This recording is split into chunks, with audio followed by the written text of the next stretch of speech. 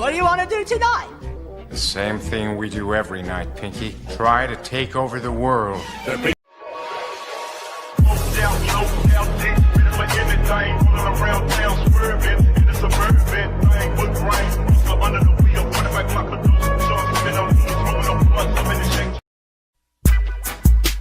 you ready for this?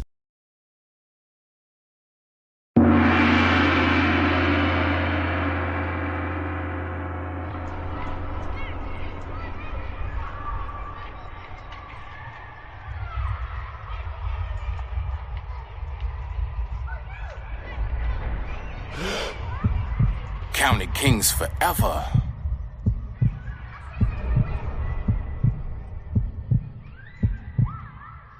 Turn me up, son.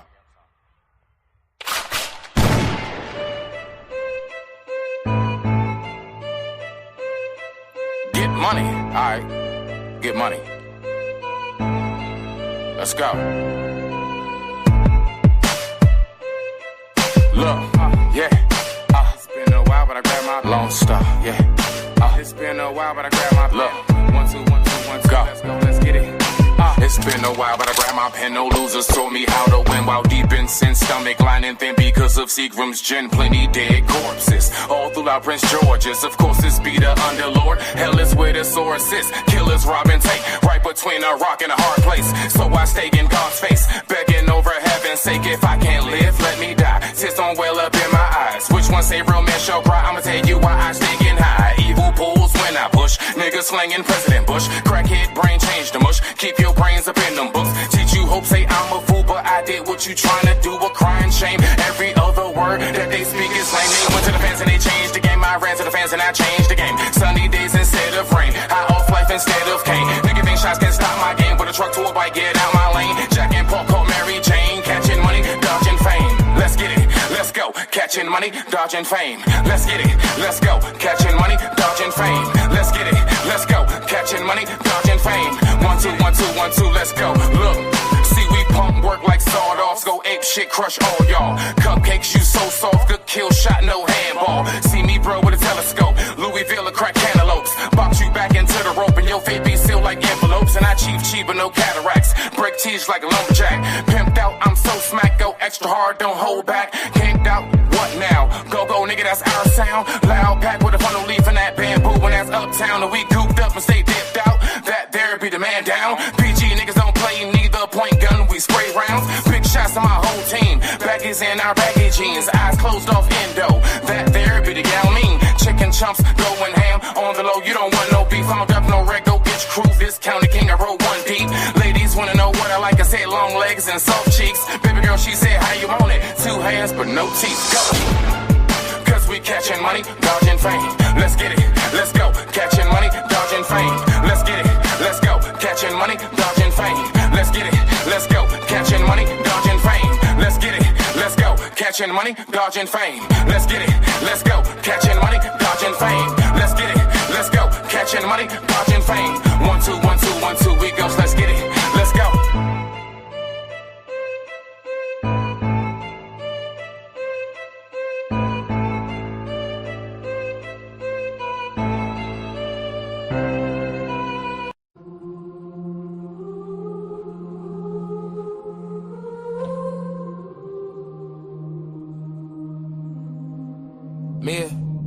Me, I'm in my zone, focused on my own growth.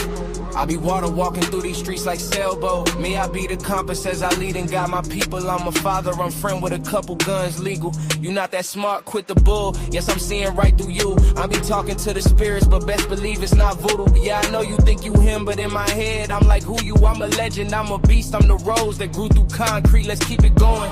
Keep it pushing as I lay back. Curtains drawn like I'm in a Maybach. Me, I'm so unique, I'm like needle in the haystack. Catching money, dodging fame. I sticking over while stacking racks. Go out hammer, pop your shit, but don't be mad when I clap back. Let's keep it going. Yeah, let's go. Me in the jungle, hit a rumble.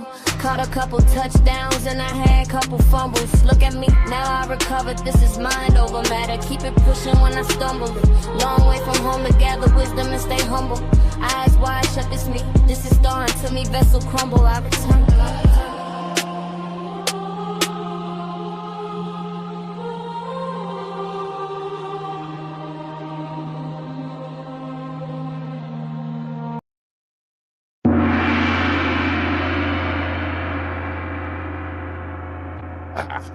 Respect. Welcome back to another episode of Smittys Corner, aka Lighthouse _301. And of course, as always, you already know what it is. We got to give it up for the oh so lovely, the oh so wonderful, the co-host with the most dose. Oh yeah, let's go ahead and do it. Everybody give it up for the oh so Miss Genesis. Let's go ahead, bring her around.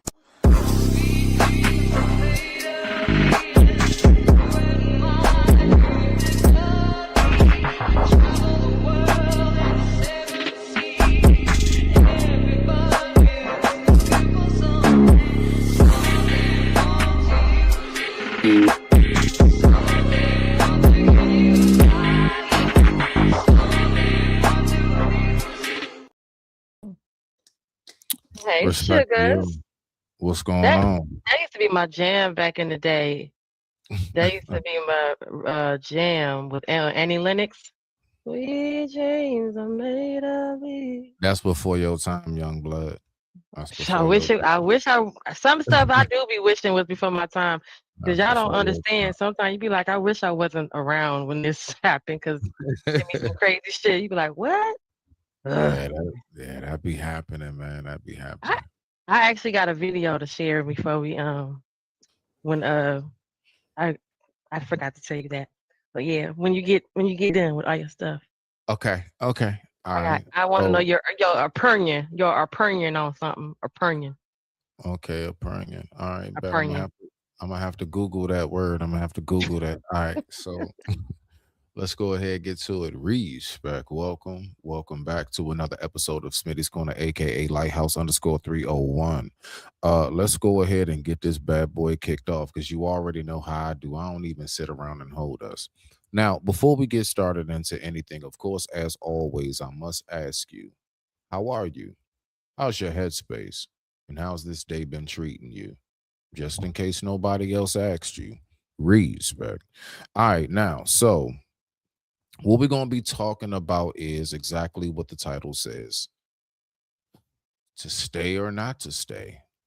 Jen, there are a lot of people who have a hard time making that decision on whether or not to stay or not to stay. So we're going to talk about that, right? And we're just going to kind of keep it rocking and rolling with that. But of course, as always, before we get going, we're just going to kind of stretch out. We're going to get it warmed up. We're going to have it nice and lighthearted. It's Friday evening. Let's go ahead and be a little lit. Let's have some fun. So, y'all know that me and Jen, we are doing our thing when it comes to this content on the fur babies, right? So, just to keep y'all still in the spirits of it, I got some nice little fun videos. Some of you might have seen it, some of you might have not.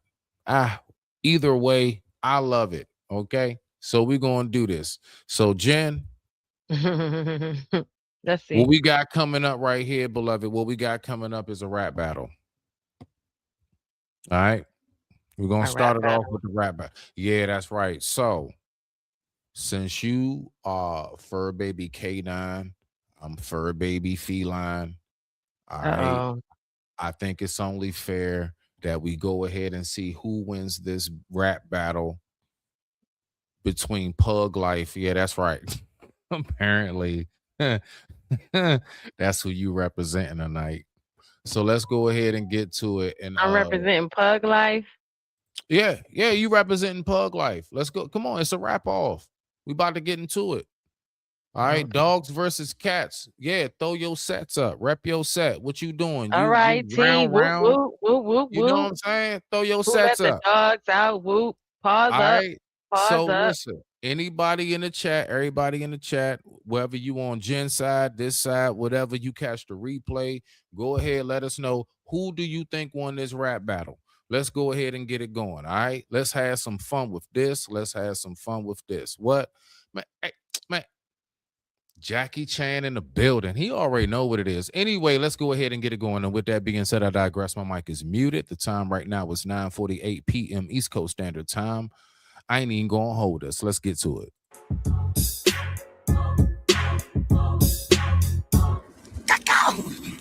You already know what it is. It's your player partner, Pimpin' Pigeon.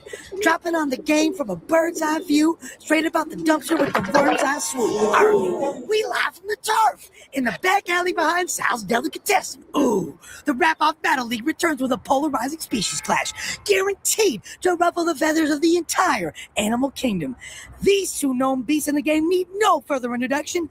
On my left wing side... You know who it is, fresh out the pound, it's going down. We don't get our tails clipped because we ain't telling shit. It's the dog, yeah? And on the right wing side, who is you? All these copycats trying to copy. You. Shout out Humane Society. Go cop a cat. Hey, why is that my point? Who is you? Who is you? It's crazy. Meow, we're ready. Round one. Meow, we I ready? said my pet peeve is to have all the hoes petting me. That's why I'm at the top of the food chain. I'm short as pedigree. You probably went to obedience school and got a pet degree. Pussy, what's your life like? Seeing a car roll over your homie Rover. What's your life like? Owner throwing you chicken bones and it's f***ing your throat up. What's your life like? Cat, you're literally trash. This a walk in the park. I got this shit in the bag. What's my life like?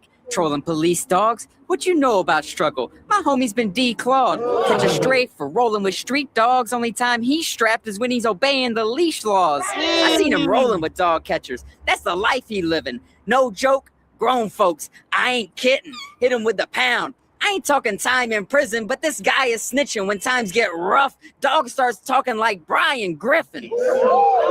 Being catty, huh?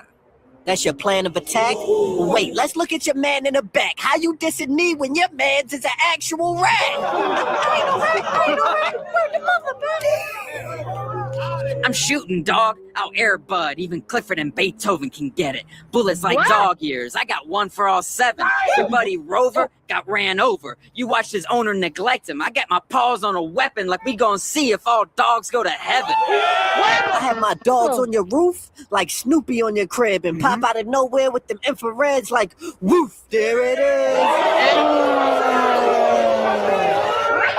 Yeah.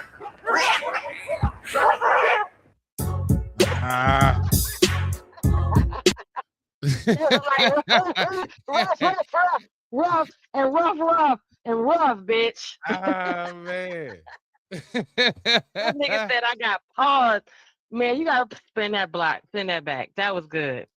That was bars. They had bars.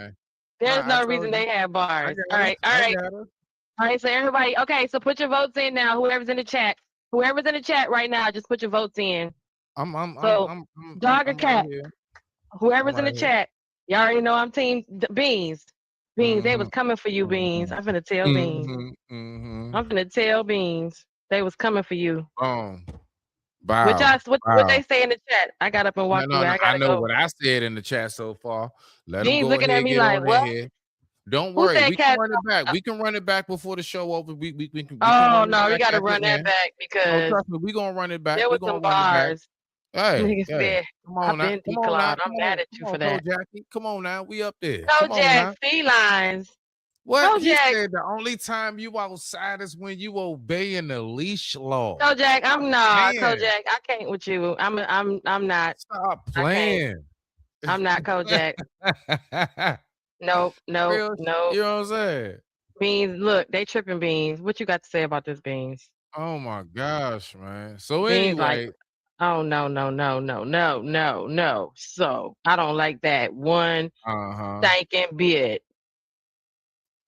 so let's go ahead. You know what? Don't do that to me. Let's go ahead and let's get to the next one. And let's see who's more annoying around the house.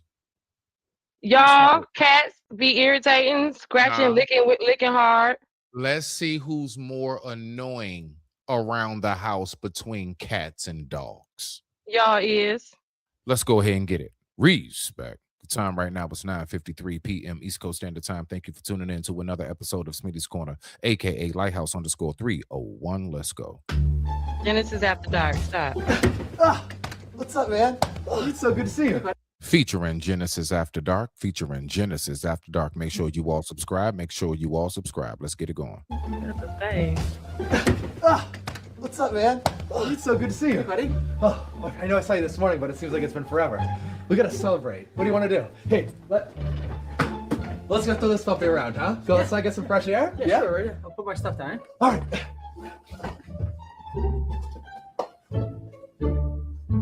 What's up, Jimmy? Mm-mm. Mm-mm.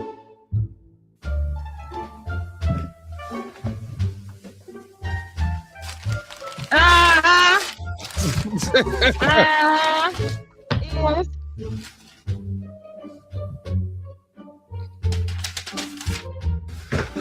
Hey, man. What are you doing? Are you cooking? Do you need any help? I can help. No, I'm good. Actually, where's the basil? Bottom drawer. Y'all nasty asses. Y'all nasty. Listen, don't What is you this? know you wish you had I'm us doing so the boot sorry. you. I don't even deserve to be here. I'll just go get paper towels and clean it up and leave. Aw.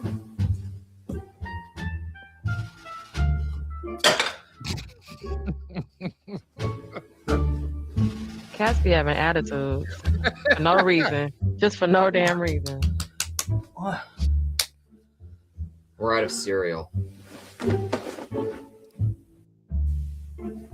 Your friend's weird.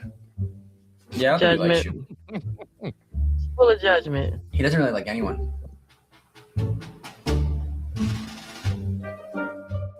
Oh.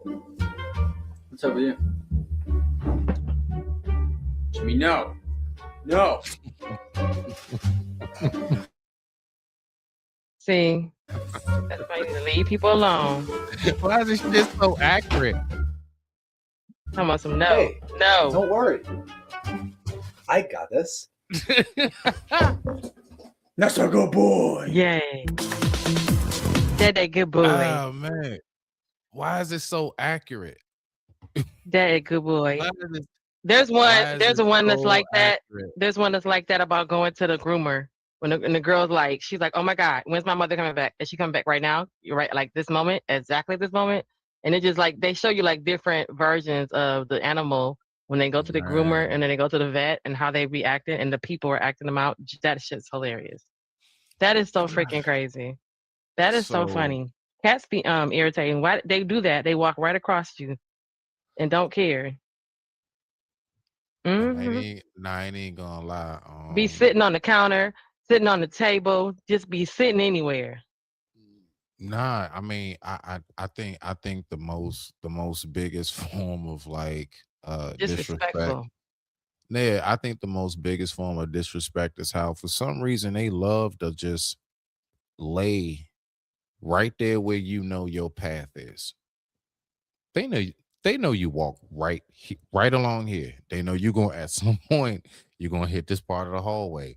And They they're gonna just be wait for laid you. out. Oh yeah, they just be laid out.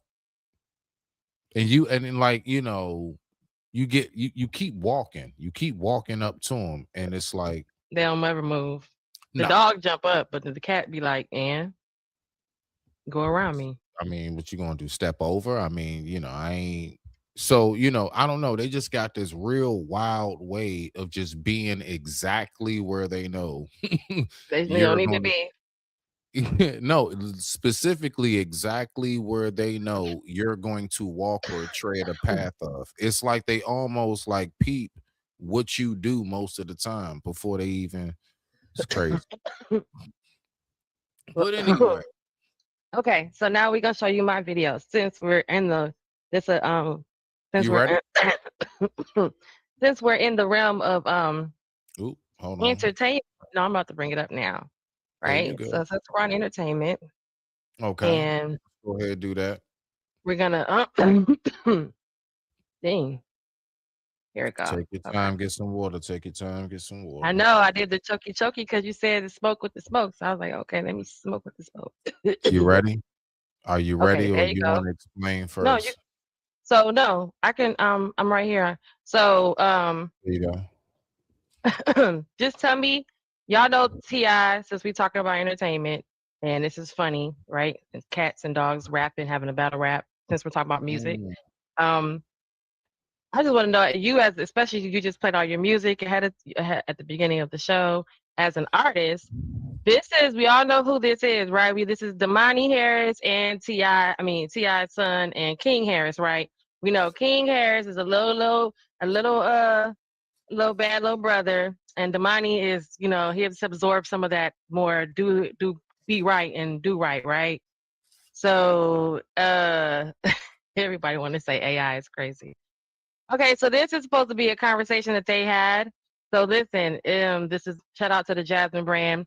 T.I.'s son, King Harris, jokingly denies recent arrest to his brother Damani, and they say it's crazy. So how he reacted. So just tell me what you think about this big brother, little brother, but this is revolving around the music. So let me know what y'all think. I'm thinking respect. I got about 4, 5 right now. The deal was you get in no trouble. You stay out of trouble. Can y'all hear it?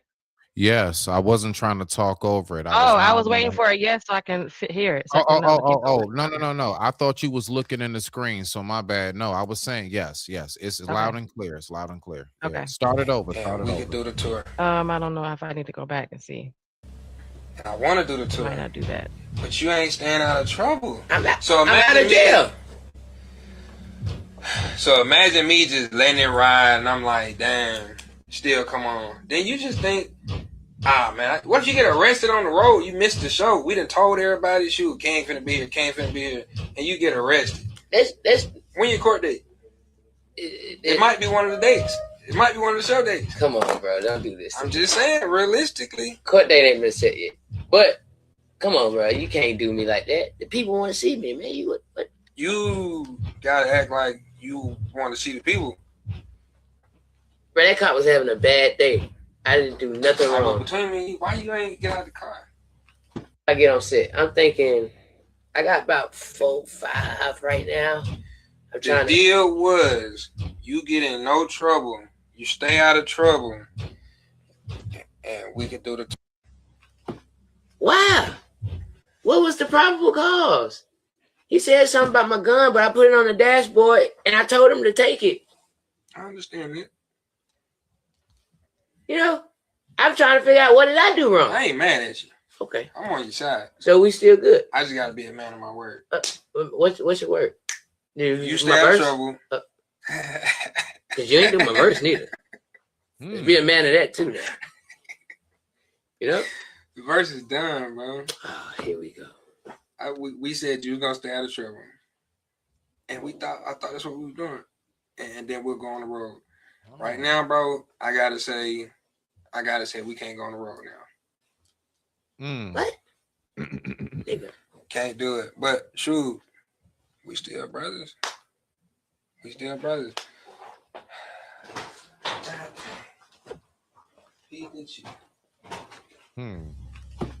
Wow. What was the probable cause? He said something about my gun, but I put it on the dashboard and I told him to take it. I understand it. All right, so here you go. Yeah, I got a little bit to say to that. So here you go. You can stay out of show for 2 weeks. There's the tour dates. And he actually has a mugshot. So he tried to get out of it with his brother. But, you know, I just want to know that was a good positive interaction. Bimani was like, I'm not playing with you. And you see how little YN badass is up talking about what I do wrong, all that gaslighting. But he said, I'm going to be a man of my word and your verse is done. What y'all think about that, boy? I just want to know. As an artist, too. What's up? I actually do think something about that. All right. Keywords, right? He says stay out of trouble. Now, I need a little bit more detail. All I need to know, if you do know, is King not supposed to have, is he a convicted felon? Is he not supposed to have a gun? Is he on papers? Do you see what I'm saying? He's on papers. All right, so he's not supposed to have. I think, and then he, I guess he gets something. I don't know the details about it, but he's not been abiding by the rules. So, yeah. Okay, remember T.I. rushed down there. T.I. rushed down there to hurry up and get the gun, and get the car when he was being arrested, because I don't think he's supposed to have that gun. Okay. So He already in trouble. I He was see. I so he see. supposed to I stay see. out of trouble. He already in trouble. He supposed to just stay out. The rest of the trouble, stay out of it, because you're Yeah, already in but it. I mean, the thing It's something is else. that the way but if they're going off of that incident, right? And I'm just going off of what he said. Mark my words. I'm not defending no effery, no nothing. But what he said is that he did comply. What he said is that I put the gun on I put it up on the dashboard. I told him to take it. So he was in full compliance. So that's why from there, what I had to know is he not supposed to have the gun, period? Because Yeah, then and that then you would do know he is. He you keeps. see what He's I'm the. saying? You do know part of the problem is that he keeps flexing the Ti Harris card. Like, ain't shit gonna happen to him. That's why he's that kid that keeps getting in trouble and being like, okay, let me call my dad. He's that kid right now. He's very much being that kid where he's not really acting like he can't just be shut down. Like, so what? Like your dad's gonna come get you every time. Because that's the first thing that was also brought to there. That's in the article that Ti ran down there to get that gun and grab the car. So he ain't supposed to be doing something, and then he's already, he just reckless and he just a little out here, like he's doing too much, and he like, well, do you know who I am, kind of person, and that's a problem too. That's why he was like, I told the officer to take the gun. You're not supposed to Right. have it. You're not even supposed to be there with that boy, let alone getting pulled over. You're not supposed to be getting pulled over right now. All that. But yeah, but as an artist, and then as a man, the whole thing was Demani was like, look, that's not the plan. The plan was you to don't get in no more trouble, is basically what they were saying. And now he want to go on tour, which is literally going to negatively reinforce him doing Right. all that and act like, well, I could just do this and so what? And then you on tour, you getting paid. So, sir, you need to clear this debt you got now. But I just thought that Mhm. was pretty noble. And as an artist, that's a big deal, right? You're not. Right. What if you got to go to court you gonna miss a court date trying to get this money?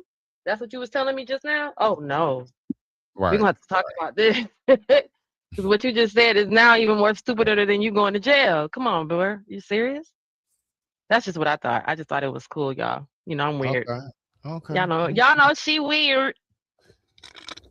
Nah, you can't say it like that, Jim. Y'all know Janet says it's weird. I'm a weirdo. I ain't mad at you. All right, y'all. So, with right now the time being, right now with the time being But you didn't 10. give your thoughts. You just wanted to know if he was on paper. So now what? He is. Now what? All right. So, okay. My bad. My You bad. didn't say My anything. I just was clearing up the well, details so you can okay, be clear okay. on he wasn't supposed to be up here fucking around with doing the fuckery like you've been doing. Let me see. Okay. So the thing is this. Well, I'm really kind of going to reiterate what it is that I said earlier when I was speaking about, let me cam up. When I was saying, I do believe that, well, when he says stay out of trouble, it doesn't it sounds like it was a random traffic stop. Like, I didn't hear you were doing anything to get pulled over. Sometimes it just happens, a random traffic stop, right? We all know this. You've been driving long enough. And he said, I heard I cooperated. What I heard is I put the gun up on the dashboard. I told them to take it. So, I mean, after you told me basically that, nah, he wasn't supposed to have it, period, I don't have too much for that, because anything else that I would say would be, I guess, defending it. Only thing I have to say is not. And yeah, then they're in the right. The family is, I'm saying. Like the brother, mom, dad, whoever, you know what I'm saying, Tiny, Ti, all of them. Yeah, yeah, that's a righteous conviction. That's a righteous conviction. And then the You, whole you see what brother I'm saying? checking the brother, the black man checking the black man, That's the a brother righteous checking the brother. conviction. Yeah. He pulled his coat. Yeah, that's called pulling a coattail. He pulled his coattail as he should. Yep, he did the right thing. So that's what I'm saying. Like, so I didn't know Hmm. you wanted me to elaborate a little bit more than that, but yeah, I would have had more if you would have been like, nah, he ain't got no restraints. I'm thinking, plus they down south. Atlanta, I believe, is a red state. They have He the out right here to bear arms. wilding like he just can't No, get in no. trouble. He out here Well, I'm wilding. saying, yeah, I'm just saying as far as like, but if I'm not mistaken, I believe Atlanta, if I'm not mistaken, somebody type in the chat if I'm wrong, correct me, please. But I think it's a right to bear arms state, if I'm Mm-hmm. not mistaken, right? Mm-hmm. So that's why I had to know all of that. You know what I'm saying? Like, Oh yeah, he on papers right here. He ain't supposed to be getting in right, trouble. right, right. Mhm. So once you told me he on papers, he ain't supposed to have it. I'm like, oh, okay. Well, nah, it don't matter that he cooperated. Him getting in Mhm. trouble was having a gun on him in the first place. Like, if I'm not Mhm. supposed to drive because my license is suspended, I can be like, well, I was doing the speed limit. I pulled Mm-mm. over when they asked. That don't Mm-mm. matter. You weren't supposed to be behind the wheel. So Mhm. that's like game over right there. You see? Mhm. So that's where Yep. we are with that one, basically. Yeah. So with that being said, I digress. My mic is muted. Respect to the family. Let's now go ahead and get into the meat and bones of all of this. Let's go ahead and talk about this whole debacle that's been going on. Matter of fact, let me make sure I pull up this last, yeah, right here. Give me 1 second. So let me ask you this while we're going ahead and loading this up. Jen, do you believe that most people have something called stick it out in them left? Let's say if you was to go by 100% of people out here in the dating world, relationship world, what would you say is the percentage of people that actually got stick it out in them? I don't mean stick it out through like physical abuse and the most horrific things. So please, people, don't lean all the way left on this, okay? I'm just talking about the stereotypical, the regular degular, you know what I'm saying? Non-violent, non-verbally abusive, you know what I'm saying? Stick it out. How much would you say as we get going on this? I would think because there's a lot of people that because when we have these conversations, we get into like how many Mhm. people are actually like in loveless marriages or in loveless relationships, so where they're kind of Mhm. sticking it out and they're in it for the other financial reason or whatever other reason. So it's almost like it's just like that's the stick it out is the norm part. It's like you guys are together for what? Just because of the kids. You're sticking it out. You're waiting until whatever it is. But now if you're saying it's like stick it out to see if things get better because things are going so crazy, no, because I think that's why, you know, divorce is still like it is amongst people. Or that's why people are hurting each other in these, Right. relationships. Okay. So All yeah, right. like if you want to, I don't think people are saying. I mean, we just saw the little girl, the whole thing with the Ashley Renee girl. I mean, Ashley, what's her name? With that girl who just got deleted by her fiance. Like, there's no one sticking it out to see if things can get better. They are getting out of that situation. But as far as like just like, oh, we have kids, we have all this stuff on paper together, or they're in such a situation where financially they can't go anywhere because a lot of people don't make enough money, so they stick it out by default.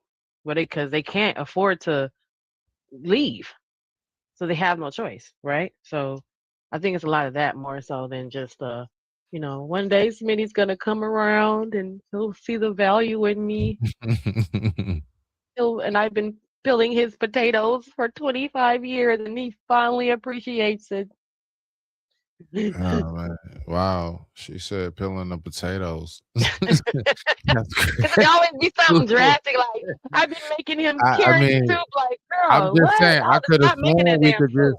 I could have sworn we could just buy some French fries now, but okay. Because We're that be old. the case. They be like, you could have been bought some fries. Well, I've been peeling in the potatoes and I know that's right. crumbling the Listen, corn listen. myself. I'm gonna tell you right now. You still don't love me. Like, girl, stick If it you out. peeling me any kind of potatoes, it only better be curly fries with some paprika and seasoning. Anyway, Not paprika. Oh yeah, that's how you get the red. That's where you get the red from. That's how you get that little red tint. Unless you're using sweet potato fries. Seasoning salt. Oh. That's what I said. Paprika and seasonal. Oh, seasonal. Okay. Literally, yeah. I know. I've been doing that since I was 14. Oh, I know all them recipes. I know a lot of the tricks of the trade to get something to taste just like this restaurant, that restaurant. I be knowing the little things they use. Now, some of the Yeah, like if you take ingredients. your oh, go ahead. I'm gonna give you a tip. No. Yeah. No. Real quick, then you get in there. Like for example, some of the ingredients, like it's a specific seasoning or sauce or chemical base. Yeah, I'm saying the chemical base that you literally have to order. You're not. It's not in a grocery store. You literally can make your sandwiches, whatever, taste just like a certain place. Your nuggets, your fried chicken. You can literally Mhm. do the Popeyes recipe. I ain't gonna do all that here. I ain't about to mess with me. YouTube. Yeah, but Well, YouTube, you know that in real life you can take your actual sliced French fries that's already sliced and frozen. Well, you don't even have to do that. You can just cut your own potatoes. When you cut your own potatoes, you took them and put them in water, but make you some simple syrup first, sugar water. Put them in that sugar water, lay them on a cookie sheet, and put that in the freezer. And when you make your fries, they're gonna taste like McDonald's fries.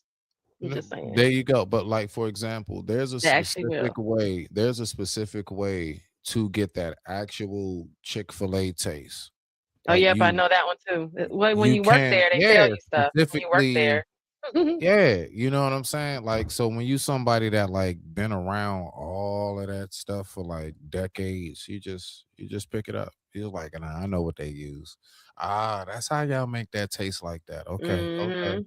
You know what I'm saying? That's yeah. You learn it. You learn it. They send you to Um, McDonald University when you get a job, when you be in management. They tell you you all say the what now? they send I say you can go to McDonald University when you get the job there. A lot of Yeah, people you don't can. know that. They send you to training and it's McDonald University. They tell you How all the many tricks. people, Genesis, how many people gonna be going out flexing, popping their collar like, yeah, Mickey D's University, baby. Like, I don't think too many people. I think that's going to be more hush hush. I don't think too many people flexing that.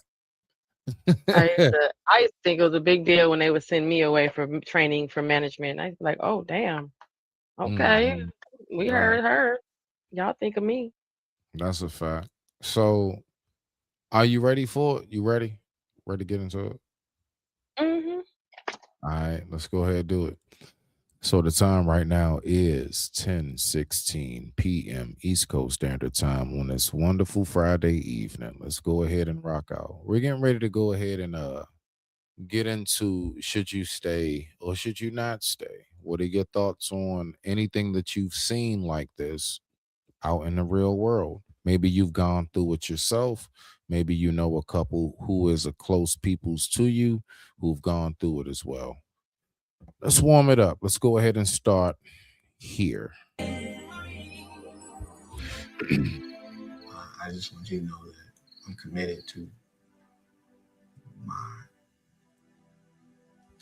restoration process. Right now sucks. Right now, life feels like death. I don't want to stay here. I don't want to stay here. We need a drastic transformation.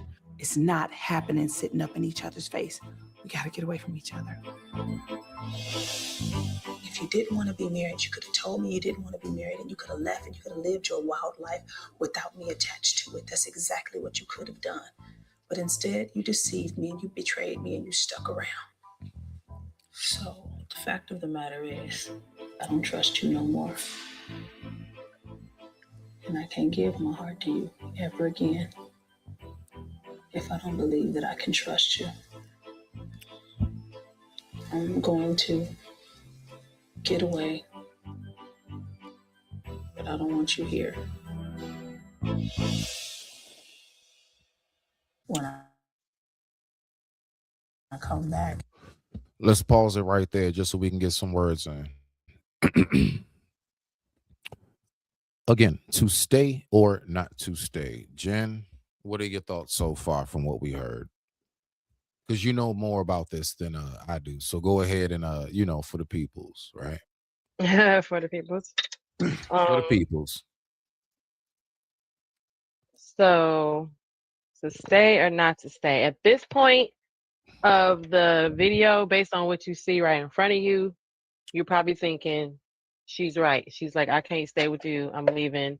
You know, because though No, some people, no, wait, wait, wait, wait, wait. the Real other quick, real video quick. is actually the reason why she's doing this. But go ahead. No, real quick. Matter of fact, I apologize, beloved. I didn't clarify to stay or not to stay. From what I know, see, I didn't elaborate. From what I know, there's generally with women, and most of us guys know this one time rule. So did she break the one time rule? Like, or is that a real thing? So my question primarily What's the is one time rule? What is that? One time for what? you cheat one time, that's it, over with, done, ghost, block, everything else, bye. I to the left, to Right, the but left. at this point, based on this video, you don't, it does, well, okay, so everybody else, we're assuming that everybody knows the story. So, No, no, no, no, no, no, no, no, no. I'm just giving because no, it no, no, doesn't give wait. you pre context of why she's doing all this. No, Jen, I'm just no, as we go along, I'm just giving random scenarios that fit into along the way as we do talk about it. So I'm just Mhm. starting it out, right? So from what I know, right, Mhm. it's just one time and that's it. So I'm just curious, is Oh, the whole is that true? right, Is that right, a real right, thing? right. So Is let that me you just asking? land Is it. that a Yeah, real yeah, thing? yeah. Okay. Yeah, so let me just land it. So, is it true that most women actually do leave off of one time? That's it, or would you say, nah, it could be split down the middle, or most women do actually give their man another chance after cheating? I digress. My mic is muted. Rock out. Oh, so yeah, I guess some people, women give their men. It's because then see that's getting into that gender part because the people will say that the men don't give you because that men can't take being realized that the woman is cheated. However, the woman will give you another chance. She'll take you back, all that, right? Whereas that's not the case most, So with most women, I can't say most because there's a lot of women who you only get one time. A lot of women will. There's okay. So we're gonna say like this: out of 100%, there's probably a small percentage of women, like less. We'll give it less than 10 or 10. We'll just make it easy on everybody to understand.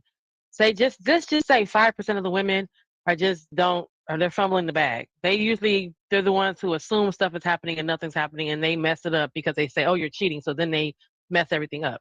Then let's say out of that, probably 60% of those women that's left. So what is that? 90% left. So out of that, 60%, I would say, give it a percentage. It's more than half, probably, because a lot of women stay and they don't leave right away, or they stay and they offer revenge. So they want to stay because they also want to see that what they're doing back to you is actually affecting you. They're gonna be there to witness it. So some of them stay on that accord. That's when you get those marriages or those relationships when there's a lot of back and forth. Well, you did this, and then you fucked my brother, and you did, because they're still in it. They're staying. And then you probably have the other percentage of people that probably have a small percentage of people of women who just it don't matter. One time is all you need, and that's it. They're out of there. So I would say on a scale like that, because there's some people that just some women are just they do feel like they can't do no better. So, they do feel like it's slim pickings out here, or they are conceding to the idea that I gotta share a man. So if I gotta share him, at least. So, but then there's a lot of women who don't agree with that. So Do I you would. believe? Do What you happened? believe that? Do you believe possibly that comes from their own self-esteem, Well, or your do you? self-esteem gets changes over time. It's crazy to think that for a lot of people that self-esteem, Mhm. um, to even question the self-esteem, because even for the people who are asking the question who think that they have good self-esteem, that even though, it's almost a judgmental to even ask about that, the self-esteem at that point, because the only reason why this is going the way it's going and the Right. man is cheating on you is because their self-esteem, something's happening. Or he's predatory, he's preying on women who have self-esteem issues and she's already affected by something else. So he's looking for your self-esteem to be lowered to be able to be with you. You know what I mean? He's preying on Right. you. Right. So because this cheating is going to affect something about you, you're going to question something about yourself in that. And that's usually the case, right? So Mm-hmm. so the self-esteem could be fine until you cheat. And now she's feeling self-conscious. Now she's not too sure. Now she's wondering, what did she do? Because you leaving me to go do something with someone else is because I'm not okay. I'm not giving you enough, or I'm not enough. So you got to think about the mind state behind when people are saying that. That's why a lot of women just stay and then they try to get better. They work out, or they start going to the company functions. They start interacting and not being, whatever the complaint was, they start doing the opposite to get it back. That's why they're sticking it out, or, you know, we know that sometimes they say it's just in a man's nature, right? So it could be nothing. It could be nothing you done. So they stick it out because I didn't do anything. I'm being a good person to you. Why wouldn't I stick it out, Smitty, if I've been coming home every day after work, making your food, massaging your legs and making sure you have your tea and giving you your space and not being a nag tourist and all that. So they're sticking it out to see if you would ever realize, hello, I've been up, hello, I've been here. So stick it out for a lot of reasons. But for the main ones, yeah, those are you hear that a lot of times. I do believe that a lot of people's are suckers when it comes to it, Jen. Thank you They're for coming suckers. up. Yeah, thank you Well, for I had to coming up, get brother. myself to a little together in this light. I'm not too keen with this lighting, so I ain't mad at you. that's I ain't that. mad at you. So I do believe that a lot of people are really Avatar is suckers cute when it though. comes to this. Say it again. Nah, I you was good. saying you tripping because my avatar is cute though. Thanks, shout All out to right. Nightish. Shout out to Nightish. There you go. Shout out to the shout outs. Okay. We give credit where credit's due over here. Okay. You get your crown, you get your flowers. Now, Jen, honestly, a lot of people really just don't have it in them at this point. They don't, beloved. A lot of people, because of the narratives that is spewed out here, and that is social media and dating apps has made me get the impression that there's always another one of you out here, where no, it's not ever another one of another person out here is the first thing we have to know. Second, we have to recognize the only thing that's out here is just more bodies. Let's just be for real with it. Let's just keep it all the way at the wow. That's the only thing that's out here is more bodies, right? Mm-hmm. Not more necessarily like, oh yeah, the actual quality, whatever it is that you had or what it was that you can bring to the prospects of the table and everything. Nah, you're not always going to necessarily come directly back across that. I don't care how shiny somebody looks. I don't care how glamorous they make their social media appear to be. And we've heard and seen these things a million times over, from celebrities all the way down to the normal average person and everything in between. That's all I'm basically saying on it. You smell me now? You ready to get back to the video? Yeah.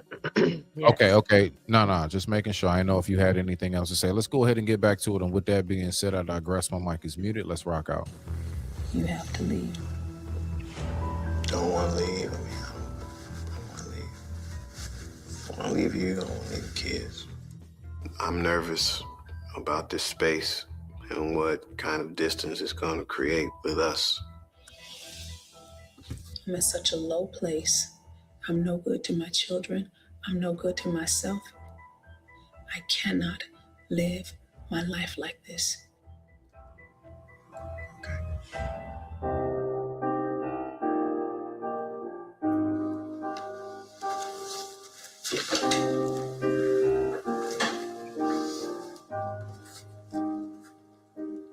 Oh, I didn't realize I was. come to the conclusion that Teddy and I need to separate if we are going to ever make it together. This is hard to do, but we got to do it. It's hard to say, but I got to say it because it's all about a better end.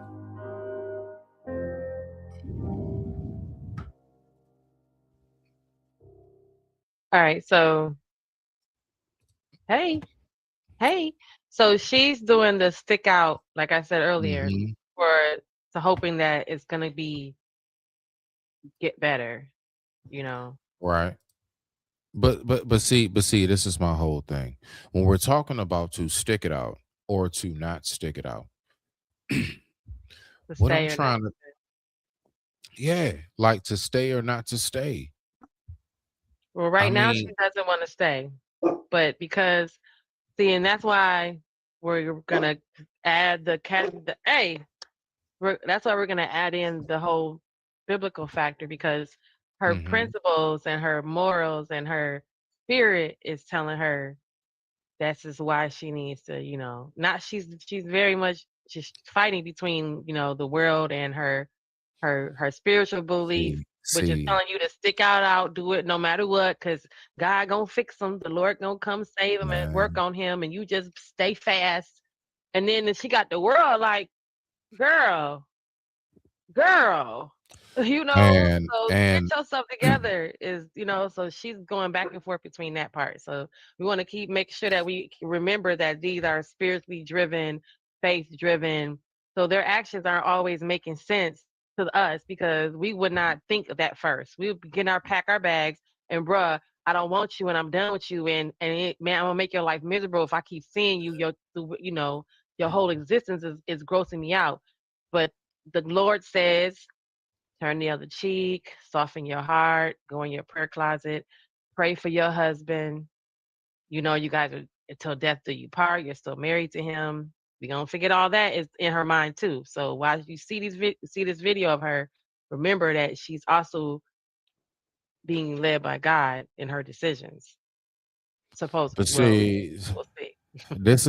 this is the part that kind of gets to me when we're talking about discernment when it comes to in the name of the Lord. Right? Okay.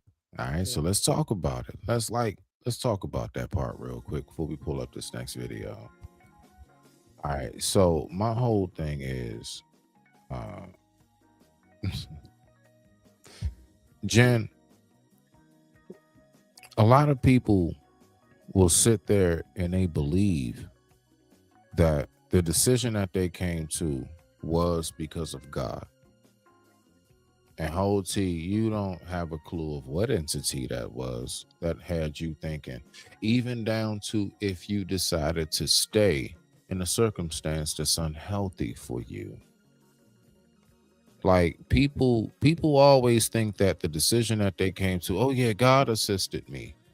You also got to remember this is the same God that dropped us off here on earth and said, free will, do as you please. I'll get back with you at the end of your days. Don't forget that. Don't forget that part. So we need to remember that, like, you gotta actually learn how to have exactly what it is that God gave us, and that's discernment in your own free will.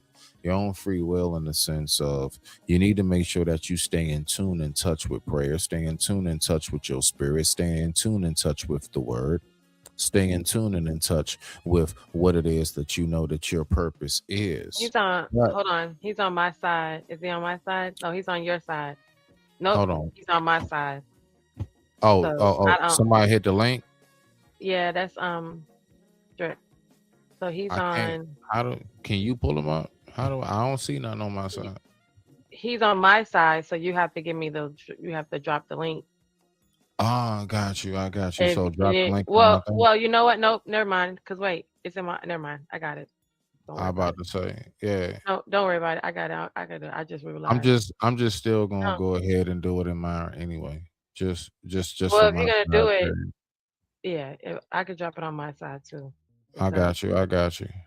And I'm dropping. Yeah. So just so y'all know, it's on my side too. The link is on my side too. So either Yeah, side. either if I forgot about that. So because I can't produce a link. Oh, there you go. There you go. There you go, Jen. Yeah, you got it. You got it. Yeah, that's the same link. So there you go. Mm-hmm. All right, back. So yeah, I mean, I'm just saying, like, what was I saying before we just stopped? My bad. I got distracted. Me too. You know what? You're more so leaning towards man, God. It's the same guy that dropped us off here, and in regards to making this decision because of how they move in regards to their faith, that they see. You got to play the next video because the next video will open up the conversation about the discernment.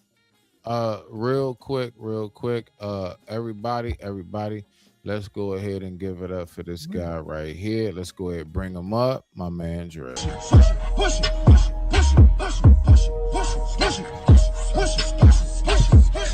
get the money, go get the money, go get the money, go get the money, go get the money, go get the money, go get the money, I got it. Push it, push it, push it, push it, push it, push it, push it, push it, push it.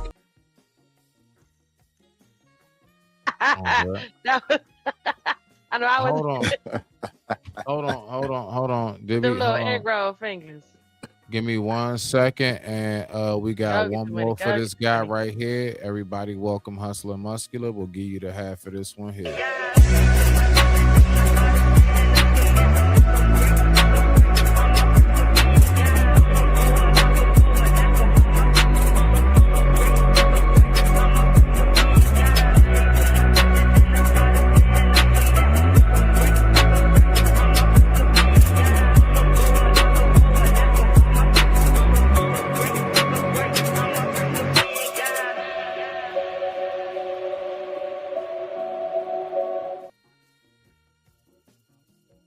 So, Smitty, did you make that one you just played? That's something you did? Smitty. Okay. No, my bad. No, my bad. I was on mute. Don't forget you have to unmute yourself after a video. Yeah, I did that one about a year ago. Yeah, I did about a year ago. Boy, that's hard. That's deep too. Listen, I think I need you to pause right now because I was sending you what I got to send you $5 to please play. The Drip needs to hear that song. No, I'll play the first verse. Derail. It's not. I just need him to hear it. Come on, please, please, because I like it, and that's my jam. You my co-host for the evening, so I'm going to oblige. All right, I'm playing the first verse. I'll play the first verse, and let's get on back. I just want to know if y'all like it like I like it. Just y'all tell me what y'all think. I'm pretty sure, but let's go ahead and get it. And with that being said, let's rock out.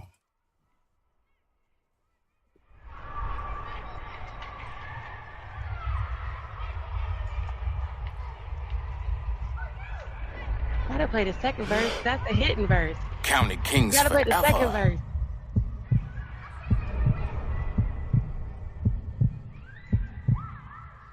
Turn me up, son.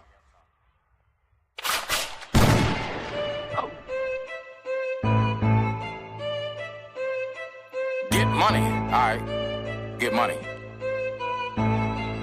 Let's go. Look, yeah. It's been a while, but I grabbed my Lone Star, yeah. It's been a while, but I grabbed my look. 1, 2, 1, 2, 1, 2. Go. Let's get it. It's been a while, but I grabbed my pen. No losers taught me how to win while deep in sin. Stomach lining thin because of Seagram's gin. Plenty dead corpses all throughout Prince George's. Of course, this be the underlord. Hell is where the source is. Killers rob and take right between a rock and a hard place. So I stay in God's face, begging over heaven's sake. If I can't live, let me die. Tears don't well up in my eyes. Which one say real men shall cry? I'ma tell you why I stay getting high. Evil pools when I push. Niggas slinging President Bush. Crackhead brain change the mush. Keep your brains up in them books. Teach you hope, say I'm a fool, but I did what you trying to do. A crying shame. Every other word that they speak is lame. They went to the fans and they changed the game. I ran to the fans and I changed the game. Sunny days instead of rain. High off life instead of cane. Nigga think shots can stop my game. With a truck to a bike, get out my lane. Jack and Paul called Mary Jane. Catching money, dodging fame. Come on, the second verse. Oh my God, you're killing me. You're killing me, Smalls. That hard. You gotta play the second verse. The second verse That boy hard. say Seagram's gin in the stomach lining. Oh Right, my wait till you God. finish hearing what the rest of the shit he said. Come on, Smitty.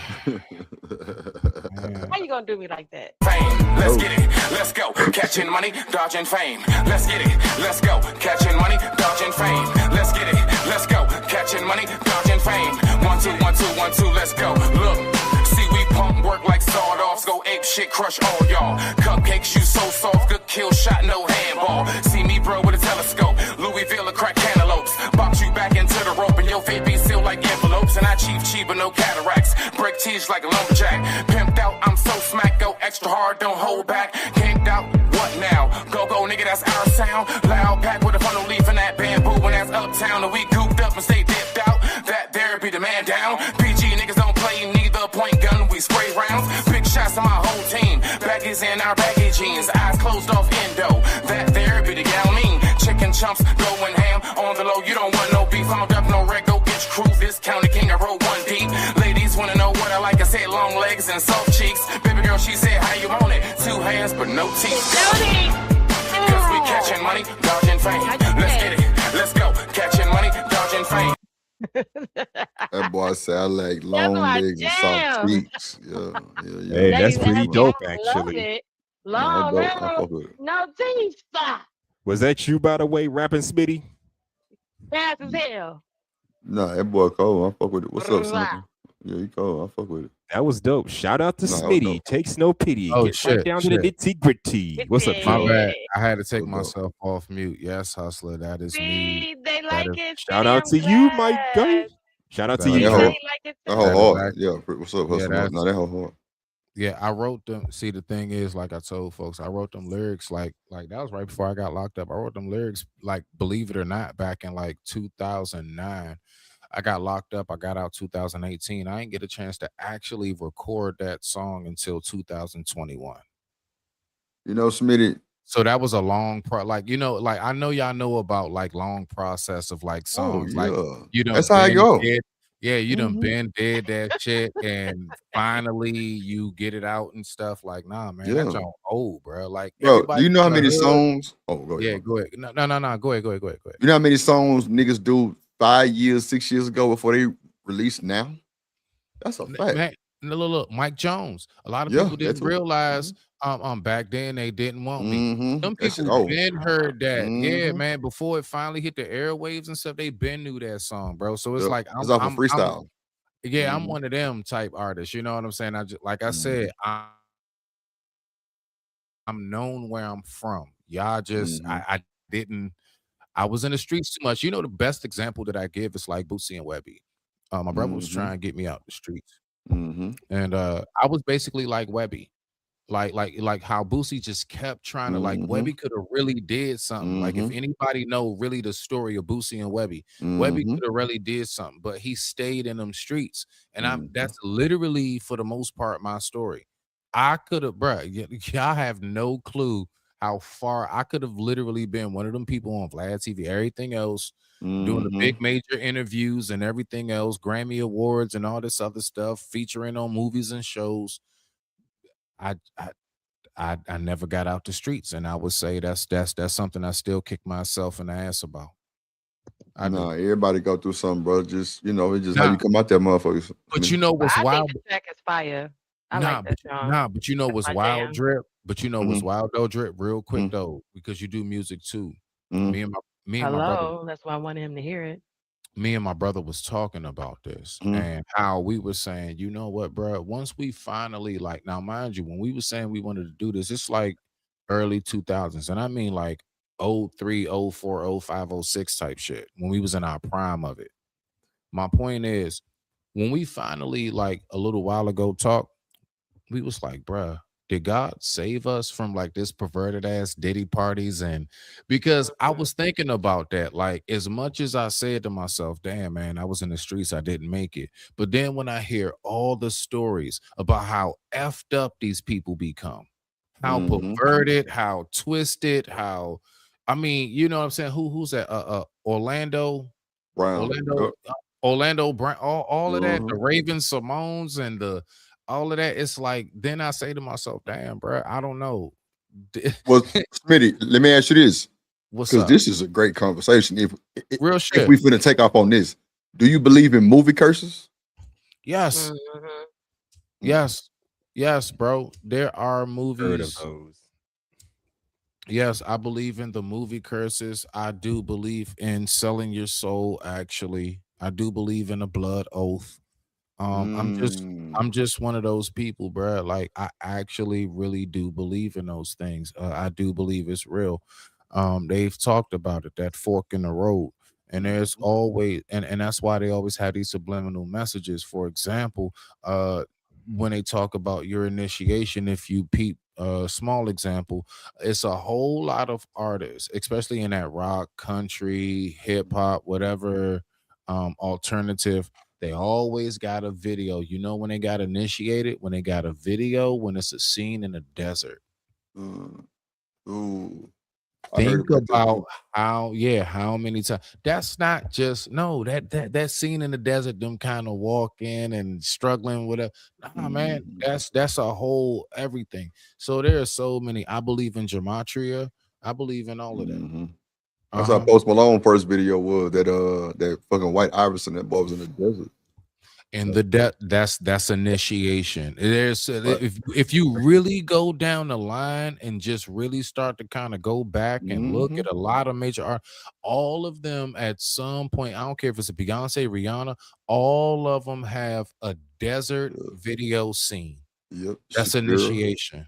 Yep. Yeah, man. It's So wild. if that's the case, so let's stay here because we want to go bounce back into the video.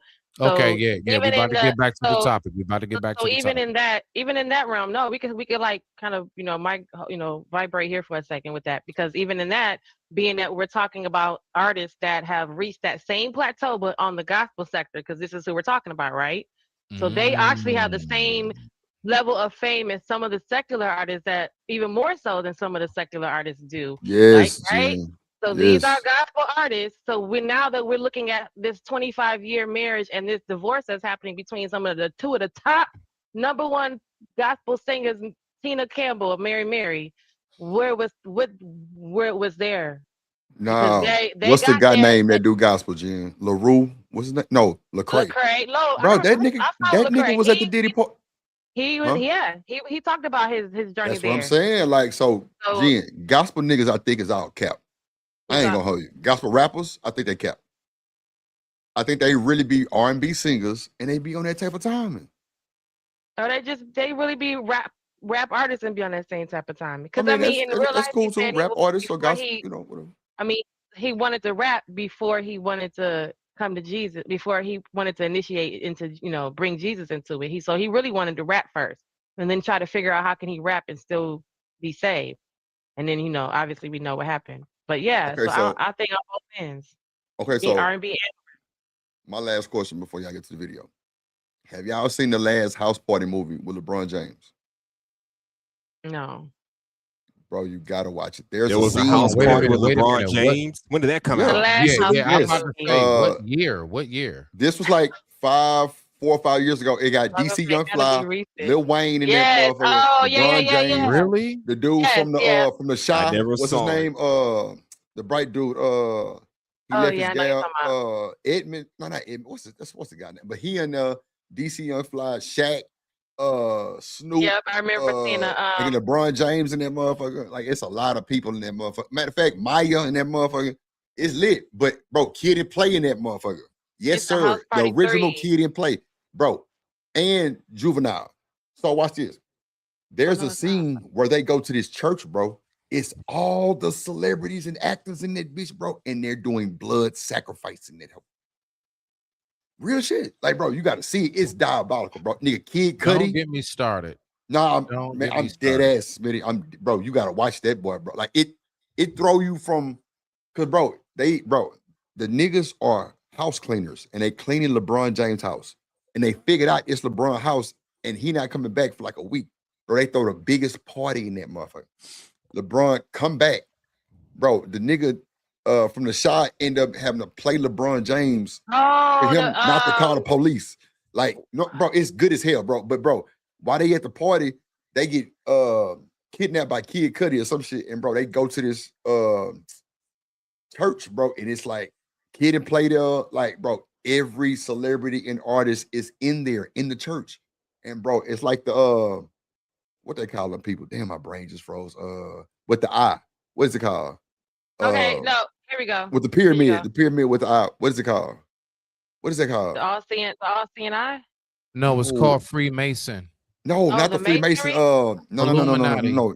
Illuminati. That's what I couldn't think of that shit for nothing. Bro, they in there and it's like a Illuminati church, bro. And Kid Cudi was like, I'm the sacrifice for the night. Bro, they try to save the nigga Kid Cudi. Bro, it's diabolical, bro. Like all the celebrities and shit is in the church watching this shit. No. Share my screen. Okay. You got something first, Jen. Okay, yeah, no. We can take a segue real quick before we get back to the original. I'm gonna play It's all yours, music, but our I got entertainment. something after that. Yeah, you right here. Okay. Go ahead. That's on So you. here you go. Don't get us in trouble. Fair use, fair use, fair use. Let me put Oh, my yeah, banners you got a up. fair use? Yeah, put your fair use banner. Here we go. I got it. Come on, get your lazy ass. Yeah, this it right here. Alright, This it right here. above already. That's what you get staying out partying all Emmett. night. His name is Emmett. That was a boyfriend. Emmett, that's his name. Emmett, yeah. You Emmett, got yeah. followers? Is this a movie here? Yeah, Yeah. it's like a Rude ass trailer. to work. You just cursed. What would Jesus say? Yes. I found. Fuck up, this is my house. Yeah, I found it on my end. Came out in 2023, just 3 years ago. Yeah. Who? That couch just fluffed itself. Whose crib is this, man? Say Steve Jobs. Steve Jobs is dead, fool. I mean, his house died. Get him. Dude got Miami shit, Cleveland shit, LA shit. Damn, pick a city, bro. Oh my God. We in LeBron's house. LeBron who? James. That big ass jacket. Yes. You are one handsome motherfucker. He got a hologram of himself just to give him compliments. You handled the decision to go to Miami perfectly. Nah, that's cat.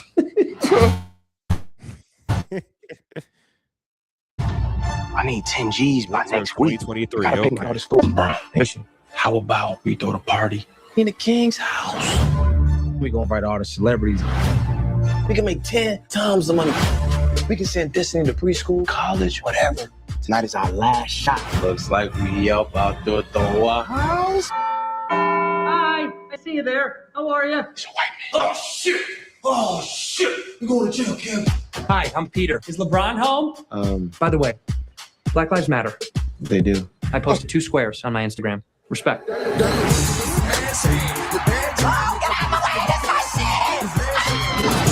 This is a really bad idea. I wouldn't do something like this unless I was desperate. Shit cracking, bro.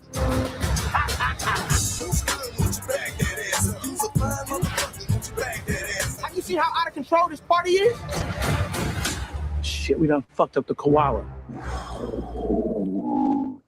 You good? High as What hell. the fuck just happened? Your hairline is perfect. Anyone who says otherwise is just jealous. This guy. Yeah, see, they ain't showing up with the So they still John making Brown. house. So they're still Bro. making house party films 30 years later. Okay. Bro, it's bro. That's LeBron crazy. James bought the rights to it. That's his movie. Yeah. Okay. No so way. I just found it on my. I just found it on my end. Now, from what I understand, the pretty basic cool. plot is the basic premise: those 2 characters, Kevin and Damon, threw a wild party at LeBron LeBron James' house to Yeah. earn money. I guess to pay Yeah. for his daughter's tuition or some I shit need, like Right. that. I no, don't Yep. know. Yep. Yeah, he I just need said to that. see. Interesting I need plot. to see. Is it on I Netflix? We, it, I don't know. Hustler, You you could got probably it. pull You it up just on found it. Fire It's Stick or Warner some Brothers. shit. It's in a movie theater. It looked like it's Yeah. or it's probably on a Fire Stick because it's Yeah, Warner Fire Stick. Brothers.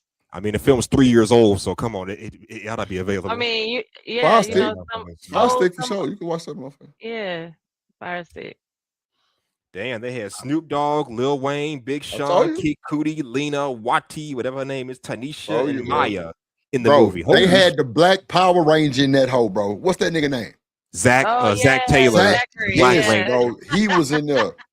He was in there, bro. Because old girl was like, "Oh, you the Black Power Ranger?" She was like, "Hell yeah." Not the Black I was like, Power "Oh Rangers. shit." Yeah, he was in there. Hoe Zach. That's the name. Yeah. I ain't gonna lie. It's a good movie. It's a real good movie. That's a good one. See, another movie to watch. So we're gonna do a movie review, y'all. Everybody got to go watch the movie, and then we're gonna come back and talk about it. Okay. You know what? You know what? I'm not even going to ruin this moment right now.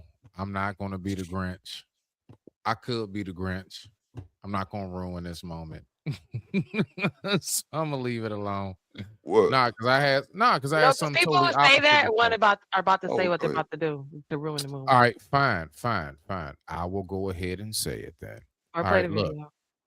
I'm sick of us not having like actual good plots and scenes and plans to the movie, and all we do is just say throw a bunch of names in there. I hate that shit. So I'm you, just being so you real. don't think it got a good plot?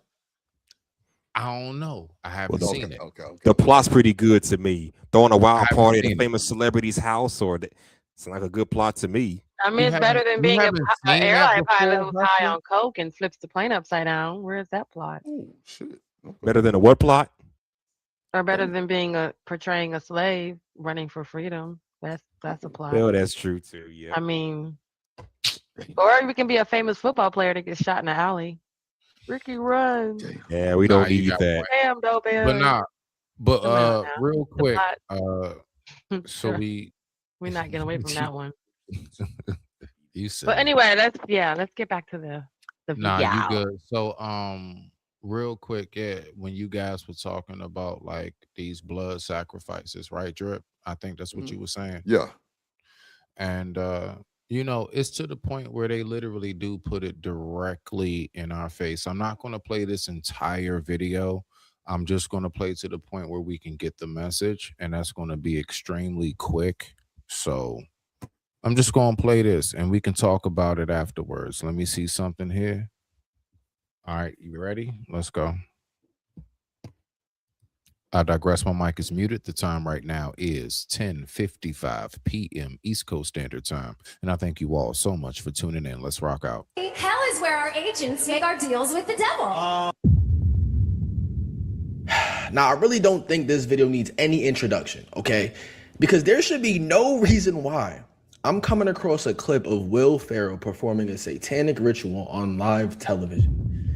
And the number one thing I find to be the most ironic out of all of this is that Hollywood's celebrities always claim, praise be to God. Thank you, God, for this new award. Thank you, God, for these opportunities. How in the world could you sit here and openly say, thank you to God, if you're also at the same time doing such demonic things for the world to see? And this is not even something that could be like looked at, like it's overtly demonic, overtly satanic. Like this is clearly a ritual.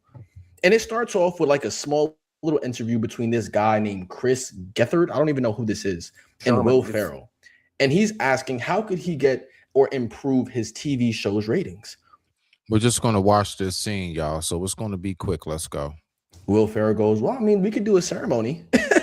If you want to, if you're willing to go there, we can do a ceremony. And then this is the skit that they performed in the next scene. Every single element of this video is overtly occultic, overtly satanic, right? Down to what he's saying, down to what he's chanting. During this entire ritual, Will Ferrell is sitting here saying, this is going to improve your ratings. This is going to improve your viewership the entire time. And then he continues to say, this is not art. This is not art. Like, it's like a chant to let people know and confirm the fact that this is a sacrifice. Very, very clear. And even if you look at what these people in the background are wearing, the people who are actually performing the ritual, right? You can clearly see, once again, more occultic symbolism. You will see snakes. You will see one person eating another person. Like, you will literally see every element, demonic mask in the background. Every single element of a sacrificial ritual is being shown here, right? But when you see it this overt, it really causes you to question, or at least it causes me to ask myself, why do they do this? Why do they make it so normal? Or why do they try to normalize? And you really want to ask yourself that question. Pay attention to how normalized all of the 7 deadliest sins are in today's society. And I really believe it's the normalization, the desensitization that we have to all of this demonic BS that causes it to be more and more accepted. Because in Hollywood, it's very, very clear they have so many movies, so many TV shows, so many executives who expose this. And in this video right here, we're about to hop into a movie that literally breaks down or predicted exactly what Will Ferrell is doing in this right here. Make sure you guys do leave a like down below, subscribe to the channel. But let's get into this, y'all. If you were approached by a powerful shadowy group with a life-changing offer, join them and they will make you the next biggest star. But there's a catch. The initiation comes at a steep price that, frankly, most aren't willing to pay. For you to receive the world, they must first receive the soul of a loved one. Now ask yourself, is that a deal you're willing to make? I know I wouldn't, but in Late Night with the Devil, that was an offer Jack Delroy couldn't refuse, as he does the unthinkable to become the top name in late night TV. While something like this only seems possible in a movie, I can assure you, the real-life inspirations behind this movie, including the secret gatherings at the Real World Grove, are even more unbelievable. Today, we will be decoding Late Night with the Devil to show how it completely exposed Hollywood. By the end of this episode, you will never see Hollywood the same again. Late Night with the Devil follows Jack Delroy, host of late night talk show Night Owls, who is returning after the tragic... Once again, just notice the symbolism. Follows Jack Delroy, the owl, host of late night... Like, if you guys don't know what that means or what that symbolizes, just do a little bit of research, bro. A little bit of research. Talk show Night Owls, who is returning after the tragic death of his wife. With his ratings tanking, Jack is willing to do anything to stay on top, a desperate move that many claim is the reality for those climbing the Hollywood ladder. He stages a Halloween special featuring a psychic, a skeptic, and a parapsychologist with her 13-year-old patient who survived a satanic cult. This cult worshipped a demon called Abraxas, a deity the parapsychologist claims the little girl is possessed by. Now make sure you remember that name because its real-world history is exactly why this movie is so deep, and we will be getting more into it later. The show takes a dark turn when the psychic starts projectile vomiting a black substance and dies. But things only get worse when the possessed girl tells Jack they've met before under the tall trees. We go way back. We met amongst the tall trees. For anyone who knows about the Real World Grove in the California Redwoods, that phrase is a direct Easter egg confirming what this movie is truly about. The film ends in pure aka Bohemian Grove chaos. In the most memorable scene of the movie, the demon takes over the little girl. Her head splits in half and glowing lava shoots out the top before she begins attacking everyone. Out of nowhere, Jack is suddenly transported to a nightmarish version of the show. This is where the movie stops being a story and starts becoming an expose. Jack didn't just stumble into this. It's revealed that Jack joined the Grove during a ceremony where he made a deal with the devil under the tall trees. He agreed to sacrifice his wife's soul in exchange for fame and ratings. In a final horrific moment of manipulation, Jack thinks he's ending his wife's suffering with a ritual dagger, only to realize he eliminated the young girl on live television. Now, while this might seem only believable in a movie world, you'll be surprised at just how much this film got right and how closely it mirrors reality. Once again, notice the owl. If you guys know anything about the Bohemian Grove is literally a huge owl-like structure that's in the middle of nowhere. California, obviously the land amongst these demons. It's no coincidence that night owls, he's performing a ritual in the Bohemian Grove that uses an owl to worship. Surprised at just how much this film got right and how closely it mirrors reality. From the night owl symbolism to the secret society at the Grove, from the deals for fame to the heavy sacrifices attached to them, this wasn't just a movie. It was a glimpse at the hidden mechanics of Hollywood. We are going to decode it all right now, so make sure you stay to the very end because this one gets deep. That's exactly what takes place. That right there. All of that right there that you just saw, that's exactly what goes on behind the scenes with all of this, even down to the Hollywood, right? For those who not hip, all right, so if you get into Wicca and you understand what the holly bush represents, so you got Hollywood.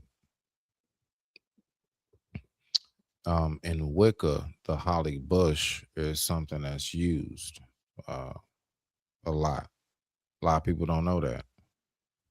So then you go ahead and you get that name, and then you wonder why it's so much creepy, wild, crazy stuff that takes place and goes on.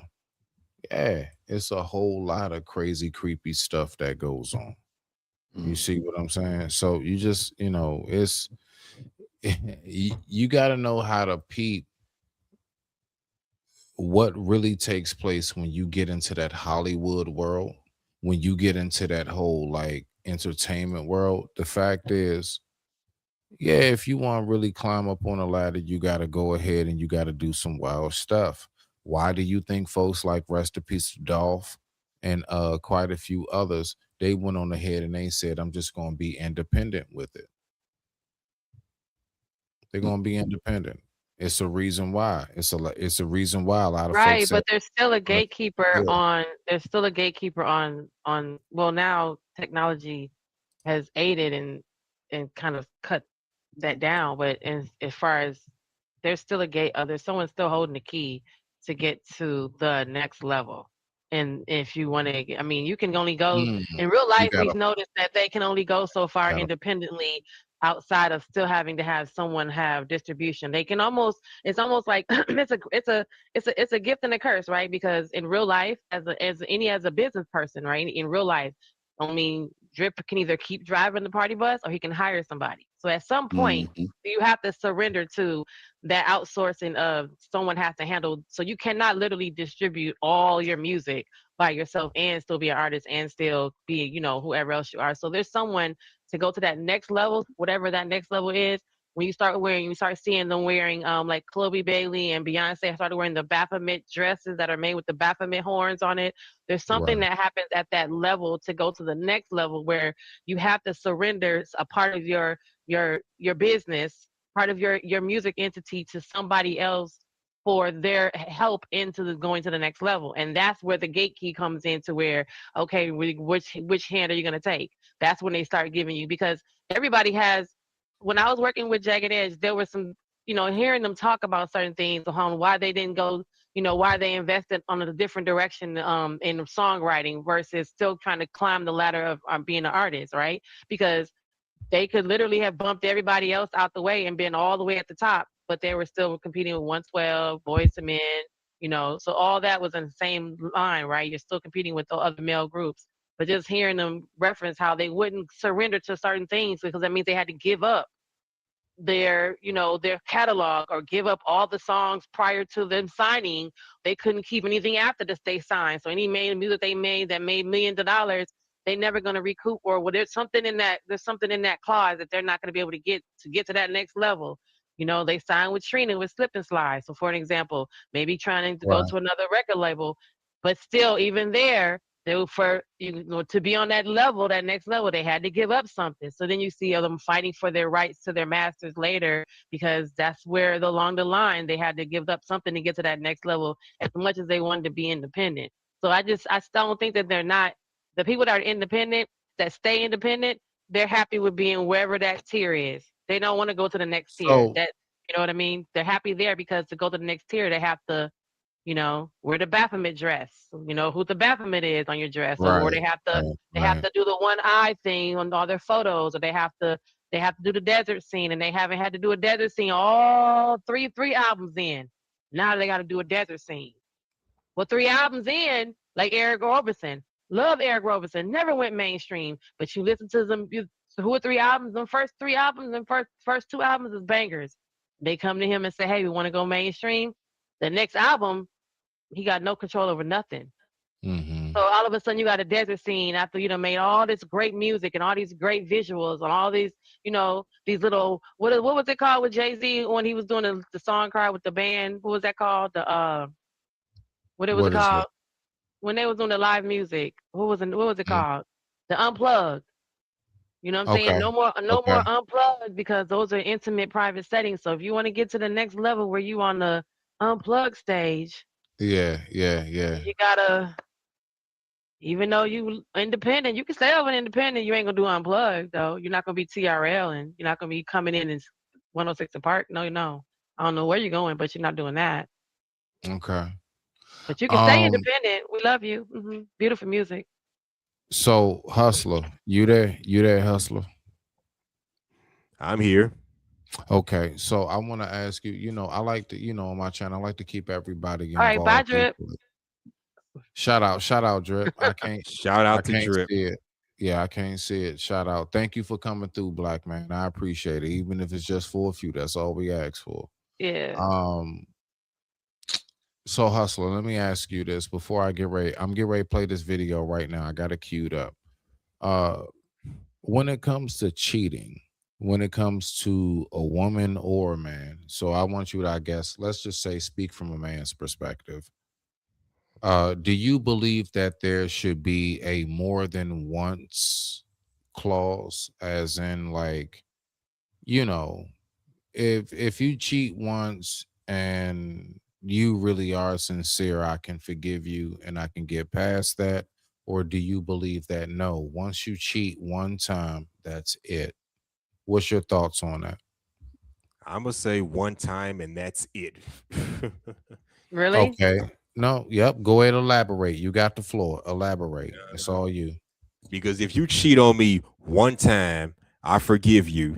You know what that does? Give her leeway to possibly do it again, especially if you just brush it off and think it's not going to happen again. No, you're giving her, I don't know, somewhat of an advantage or leeway to possibly do it again, compared to just cutting her off completely. Now she knows she done fucked some shit up.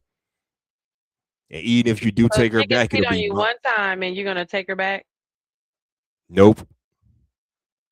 So one time and that's it. Pretty much, yes. Now, that's a problem for either one of you two, then hey, I don't know what to tell you. I ain't taking no Hold on, chick hold on. back after she cheats one time. I got it, Jen. I got it. Okay. And What then no. I got you, Jen, and then you take over from there. Hustler, what if you've been with her and married for, let's say, 10 years? You've been with her, for 5 years, but y'all been married altogether 10 years, and y'all got one kid together and you share property together. You all go through a cheating circumstance, because just for the record, I'm damn near certain that's what this is right here. Do you still say one time and that's it? Do you split up everything, the house and everything? Do you just up and leave and go off of one cheat? Yes or no? Rock out. Okay, now you're making it complicated. When you start adding kids into this, No. that's when Just shit gets realistic. complicated. Just realistic. No, Okay. actually I'm just stating realistic. fact. That's actually, yeah, very much so normal. That's very normal, actually. If there are kids involved, I probably wouldn't just leave right away because I don't want to split up the family. But then again, you could argue that the person that cheated broke up the family in the first place. You got to think about that as well. If Genesis cheated on her man, then technically she's the one that broke up the family, not the man being cheated on. Facts. I've That's heard a people fact. say that a lot too. Your wife cheated on you, and now you want to leave her and break up the family. No, she broke up the goddamn family with her cheating ass. Same thing with a man. You cheat on your girlfriend or wife, you fucked up the family, sir. So the Okay, person on that doing the note, cheating is what roll fucked the it up. video. Okay, on that note, play the video because now I'm gonna play. yeah, because That's I my mean thoughts it's on it. literally Here, let me bouncing off pull of the what he's video talking about. up. Let me It's a pull the little video up. different when there's kids involved. I'm just saying it's a little All right, different Okay, when there's so go kids ahead. We're about involved. to come on. Yeah, so yeah, I got a question for you after this video. Let's go ahead and get to it. And with that being said, hold on. Oh, there we go. Shit. I digress. My mic is muted. The time right now was 11:12 p.m. East Coast Standard Time. And I thank you all so much for tuning in. Let's go ahead and rock out. If you whispered in a closet that you want to apply your faith to the situation, then apply your faith. Since then, I found out about more. And I don't want to hold on to somebody who I cannot trust. You see, I have been trying since the very beginning. The situation gets a little worse, and then I try to forgive, and it gets a little worse, and I try to forgive. You gonna keep adding people? You gonna keep adding people? You gonna keep adding people? I thought we had a good life just like everybody else watching. I thought we was the ideal relationship just like everybody else. And I got to find out in front of the whole goddamn world that all of my life was a lie? And you want me to quote scriptures right now?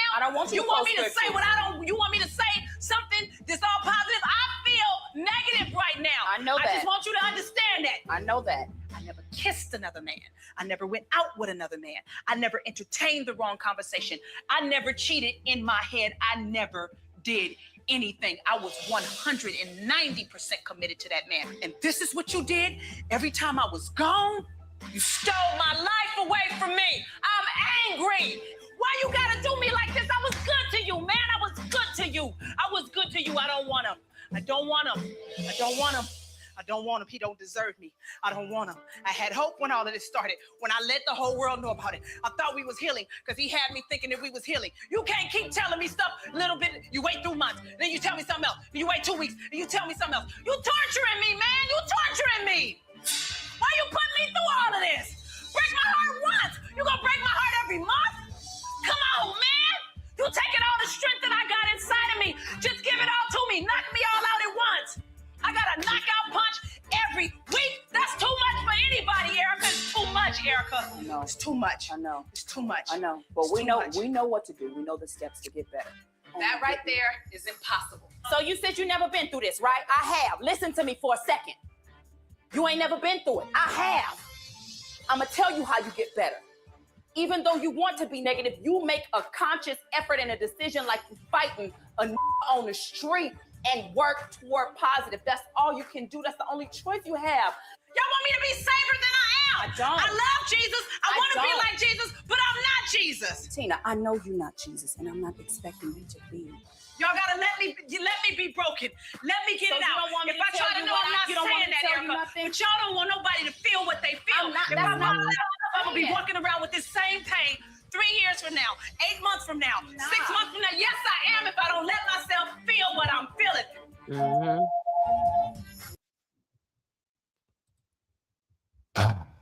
Let's So get to it. interesting details on this part of the case. This part of the Let's get case. to it. Let's get to Interesting details on this part of the relationship. So if you haven't figured out by now, this is about Tina and Teddy Campbell.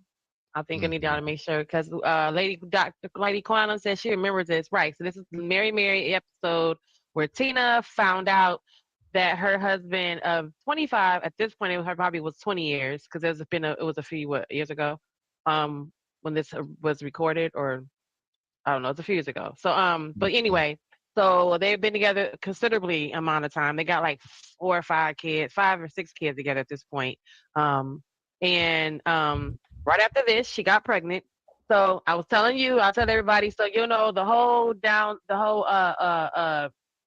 tea about the situation is that, like she said, in her perspective, she's never cheated, she's never done anything. She's thinking that she's 100% with this man, and she literally is on tour. So y'all know how big Mary was, you know, with "I'm Walking" and God in Me, and all these great songs and all these performances, concerts out the wazoo, all type of gospel fest, and with the Fred Hammond and all the Clark sisters and Yolanda Adams, all the big wigs, right? It's out doing these festivals. And while she's out doing that, he's cheating, right? And he's not just cheating once or twice, he's doing it every single time. So she'll be on the road. And this is the thing, that he's also an artist. So let's make sure we get some of the facts straight on the fact that he's also an artist. He's in a big gospel band himself. So there are times where he's also away doing his thing, and then she's also away doing her thing. And the crazy thing is, if you don't follow gospel music, you're not probably going to know about him and his gospel band. But you don't have to follow gospel music to know about Mary, right? Because Mary is on TV. Mary songs are pretty much played, amongst secular music. So right up in there somewhere, they're going to play Golden. Right after that, they play God and Me, and they'll play, Snoop Doggy Dogg. So it's not like you can't not know who Mary is, as opposed to you don't know who he is in the gospel music world. Right. So he's an artist doing the same thing she's doing. And he's been doing it just as long as she's been doing it. Sometimes they have even toured together. Like he's been the opening band for them because they're the highlight of the show. So there are times when he is away, like I said, and then she's away. So he has his ground to cheat. He's doing his thing wherever he's at. Also, when he's at home and then she's away on tour, he's doing whatever he's doing too.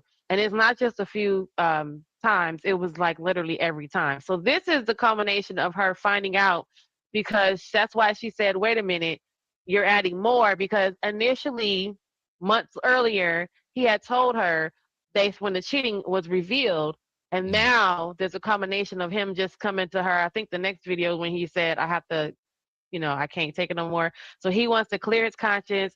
He wants to, again, come right with Jesus after you done poke half of whoever you've been poking, right? So now you've been out here poking, but now you want to get right with Jesus because you see it's really tearing your wife apart. It was tearing your wife apart when you was up inside of Lakeisha. So so now she's having that breakdown part because yeah, I used to be plugged in too, lady. We all know this scene because she's really having a real battle between being of the world, because that's why she said you got to act like you fighting a nigga in the street and still hold on to being faith of her faith, because her faith is telling her what Eric is telling her. And so many people, just like I pointed out, and I'm sorry Melinda here, but so many people have moments like this where it turns religious people away from going to church because they see you in these moments like this and they don't see you getting mad about it. They see you doing what Erica's doing. Erica's saying, you know how to handle this.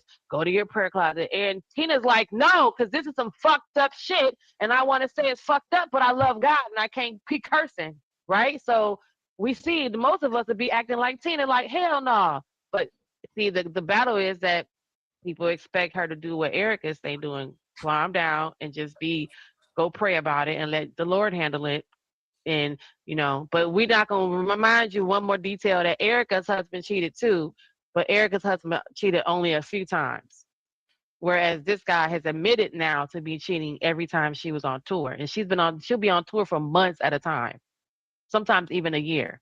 Well, not even a year, but she'll fly the kids out to see her, or she'll take a break to go see her kids. So when she goes see the family for that weekend or that week that she can go see the family, she would be back with her family, but then she'll go back and be on tour again because they might be on tour for 8 or 9 months.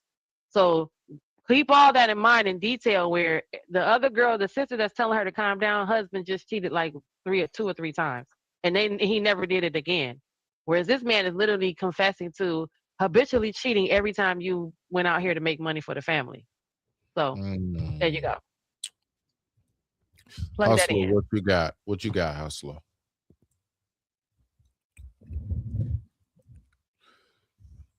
My check 1 2. My check 1 2. My check 1 2. Okay, I'm back. Had to get some out the stove.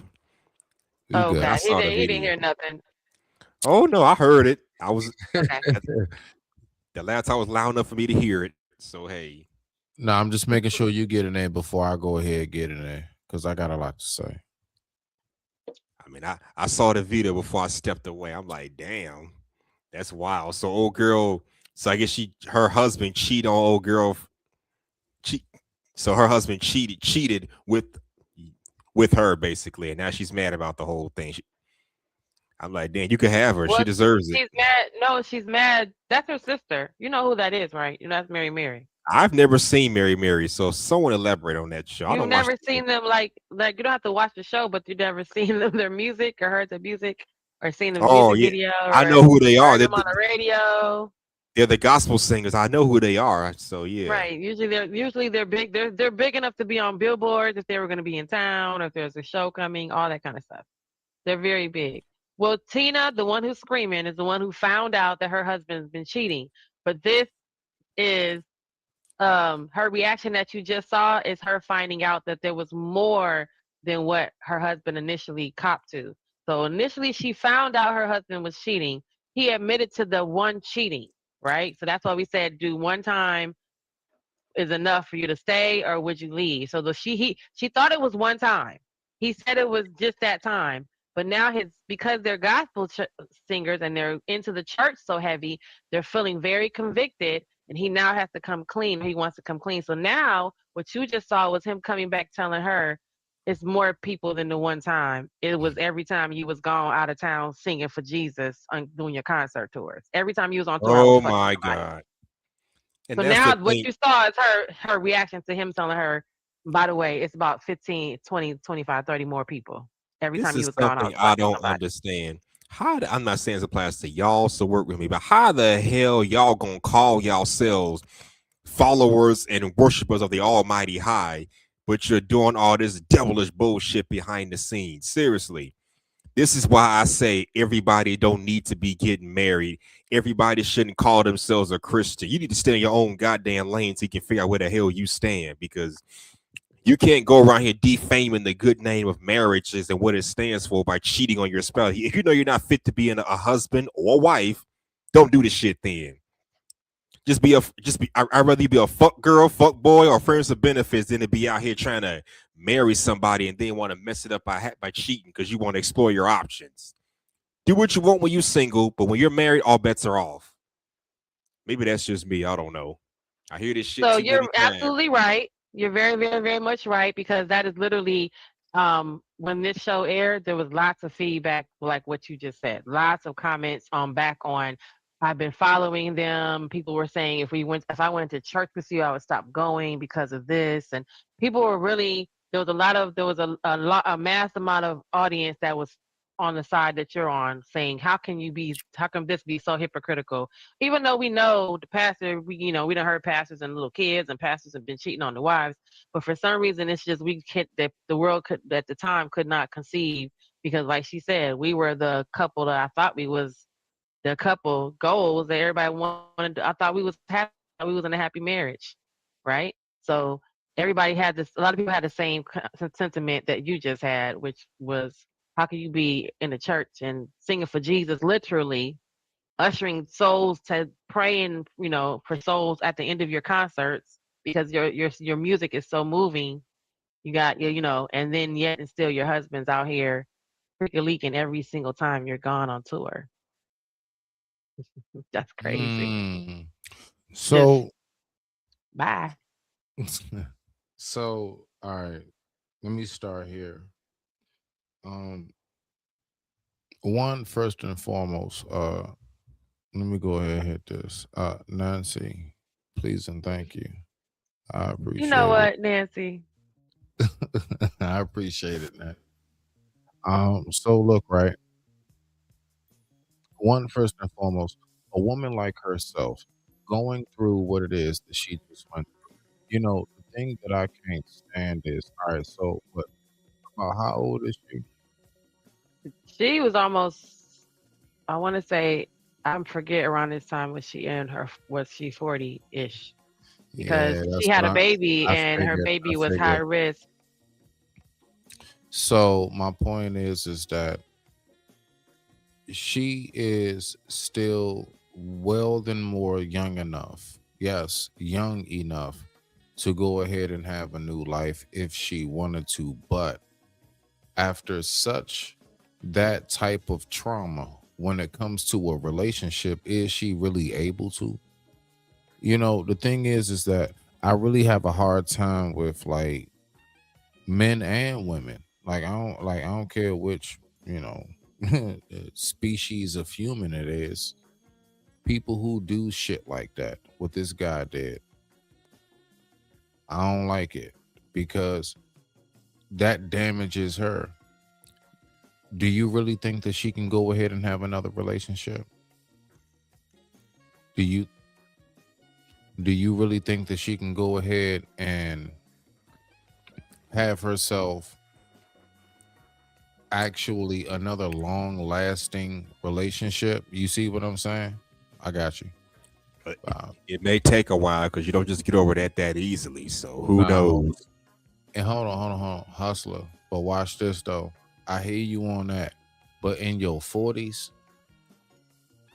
like once you reach a certain pinnacle of life, Well, they've been together this whole time, so like that's why she said you took my whole life, because her and that whole that 25 even years is more, gone. even more. Exactly. I mean, even more. I Do think you she was really think 40 a by the person time she like had that? that baby. I want to say, I'm gonna check. Go ahead. But okay, back. Go ahead and do that research real quick. That's cool. Um, but like honestly, my point is, do you really think she can move on after that? After something so devastating as that? Like, now I don't know the ins and out of the relationship. I don't know how much she might have didn't work her part. or whatever. I don't know if it's just about touring. I don't know. It's all I'm saying. But from what I'm listening to and looking at, considering that right there, that right there destroys people. What I saw was somebody who was screaming about, I literally just wasted my life. That whole everything just destroyed any possibility of me trusting anybody in the future, me loving anybody truly in the future. Like, you just destroyed that person. You really like you put them beyond behind the 8 ball. And I'm talking about the same thing that happened to dudes that go through the same thing. It just so happened, we're talking about our sister right now, right? So let's keep it focused on her. So I mean, it's like you just really mess it up. So that's why I'm one of the guys. I'm like, bruh, I can't stand niggas that do like that, because you destroy it. You destroy it for any possibility. Can you imagine what the next man will have to go through if Hustler was to get with her after that? That man is going to be jumping through all kinds of hoops and fires. That man is never going to be able to miss a phone call. He can't fall asleep while playing the video game. He can't do a damn thing. You know what I'm saying? Like, I'm just, I'm kind of being fun with it. But on some real talk, though, he won't be able to go ahead and do nothing. Why? Because the relationship she was in before she got with him, man, that shit destroyed her. That relationship that man got in before he got with you, Jen, destroyed him. And you wondering why all of this extra, like, where is this coming from? And that's where we get the whole, like, you need to go heal. Sometimes it's not about, matter of fact, I'm going to say most of the time, it's not about you need to go heal. It's about what in the world happened before you got here with me. And then usually if you take time to go ahead and look at and think about what possibly happened, then that's where you can get a better feel of what's going on. Because then once you do, to land it, and I'll go ahead past the floor. Once you do, you recognize that some people ain't no healing from that. Whatever it is they might have went through. And from there, you can't be in no relationship with them. You can't be with them. Maybe you can befriend them. I don't know. But you can't be with them. And that's how you get a better gauge of things. But I digress. My mic is muted. Go ahead, rock out, Jen. What you got? Yeah. All right, so all right, so info, Tina right now is 51. And then this was 51. Okay. Yeah, so this was when did this show air? Because the youngest son, Santana, they have 1, 2, 3, 4. There was 5 kids. That's what I thought. Glendon Theodore Jr., who is now who is Teddy's firstborn son, is 17. So he was a little boy back when this was airing. That's why I'm like, when was this? And then Santana was a baby, and he's 13 now. So yeah, so just to kind of give you a timeline. As of right now, they said they okay, so yeah, the couple shares with 2 minor children. That's Theodore Jr. and Santana. The 3 adult children, Leah, Malia, and Sierra, are his kids, and they came with the marriage when he married her. So yep, that's the whole judge on that. What else? You got one more video, right? Hold on. I mean, honestly, like, we gotta Oh, it go was just ahead. that two? Those two? Yeah. We gotta go ahead and get back to, this rap battle real quick. Plus, I got this video with this cat dog. Okay, so wait a minute. Okay. Yeah, no, I mean, what? I wanted to oh well. Yeah, I No, get back. I was Oh, you got something? So wait a minute. I thought I had it. Okay, so yeah, so anyway, so what's been going on with this? This is Teddy and Tina. Their marriage is now ending of 25 years. The divorce was filed on the 13th of August, April. So they good and done now. People want to know what's going on. The kids, obviously between the two kids, they just have to do the joint custody and all that nine. So as far as you won't be seeing as her making any public appearances about this until the proceedings are underway. So just everybody wants to be like, okay, what's happening? What's going on? Y'all told us about them and talking about this this topic, but ultimately, if you want to be interested in it, find out and follow. When you talk about, when I was asking y'all guys talking about the whole cult and the whole rituals and the Illuminati and the cult and getting into that part of the music business or the industry. I mean, I'm still, when it talks about the sacrifices and all that, I'm still like, what, we don't know what is, like Drip said, it could just be the same exact thing that the regular artists go through. Like, it's all cap, right? They just regular artists, and then they just in that sector of gospel music. The Bible has a bunch of areas where it talks about, like, be careful what you hear, be careful what you put around you. There's scripture after scripture that talk about that. They they talk about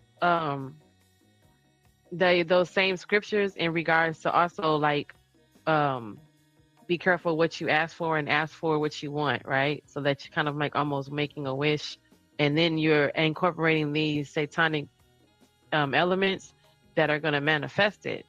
So it's interesting to see when I looked into like where were there any crosses between Christianity and the music business and things like he said when he was talking about the owl.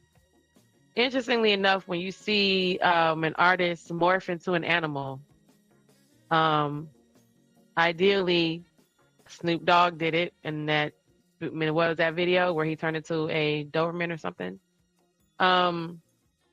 Whenever they make you look like the pristine chapel, what is it called? What was it called? With the stained glass art where the picture of Jesus is in the stained glass. If they made you look like that, or they did something like how Madonna did, like a prayer, and she was walking across the, bowing before the Mary, the Virgin Mary, right?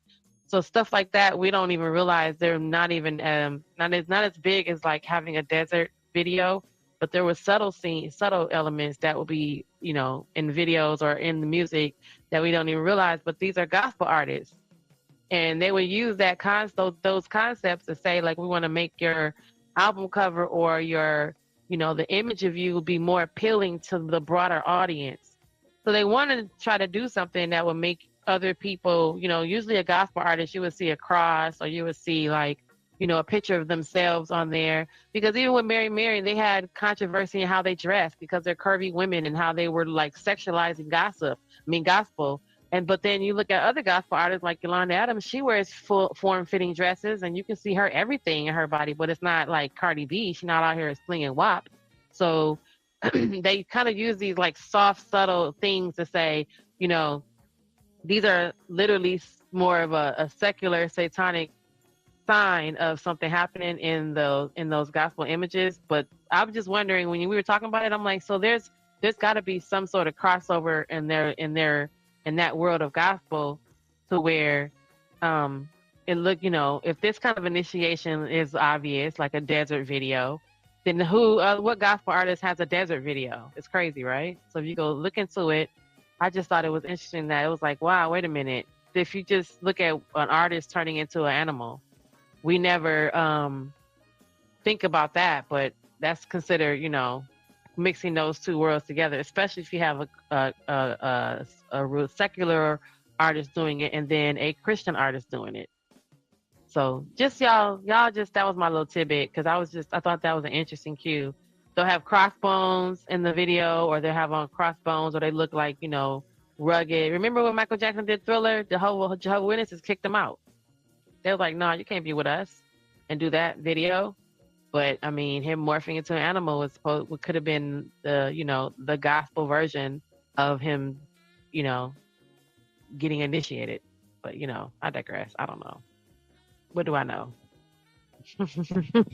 I mean, look, there are a lot of us didn't realize for how long the industry actually is polluted with all kinds of magic that ends with the IK.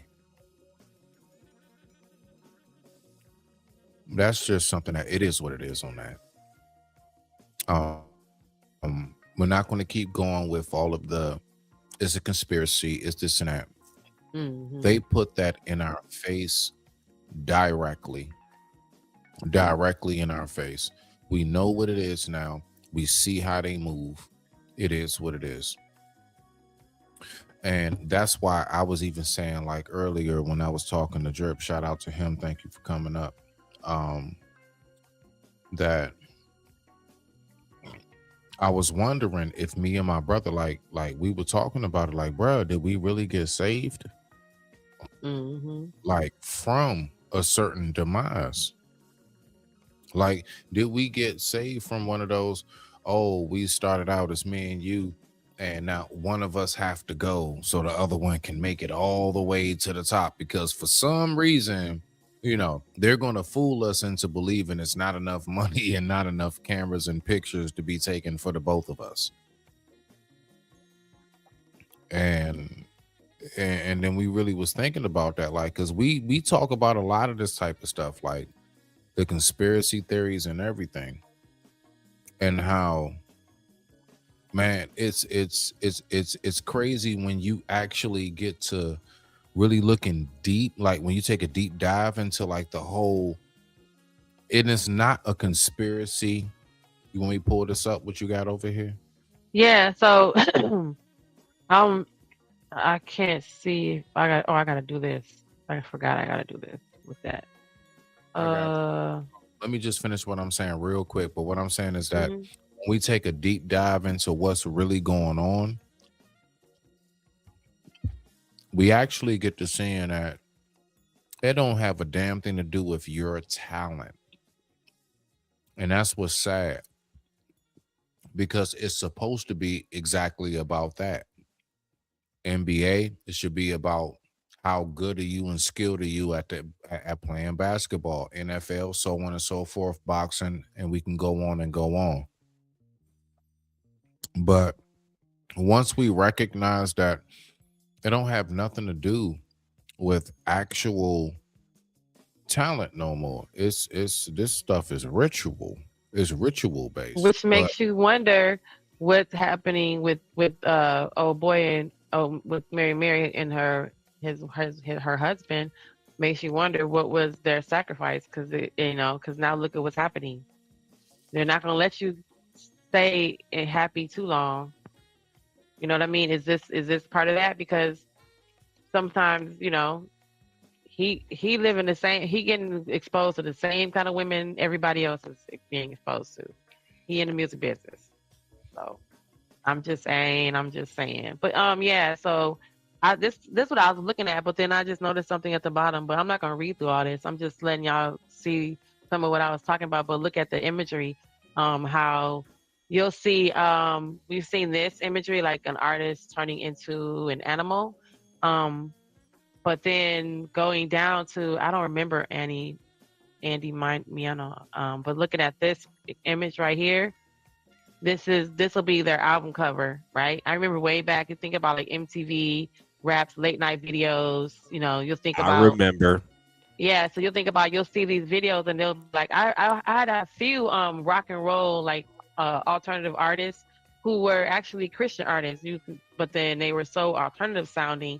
But then they were also one of those artists where they would say like, hey, if you play their song, slow it down, you'll hear a message or whatever. So obviously the Skull and Bones for that Sky's album cover here, This is album cover. So all this is symbolic. There's your eye that you're talking about right there on the A.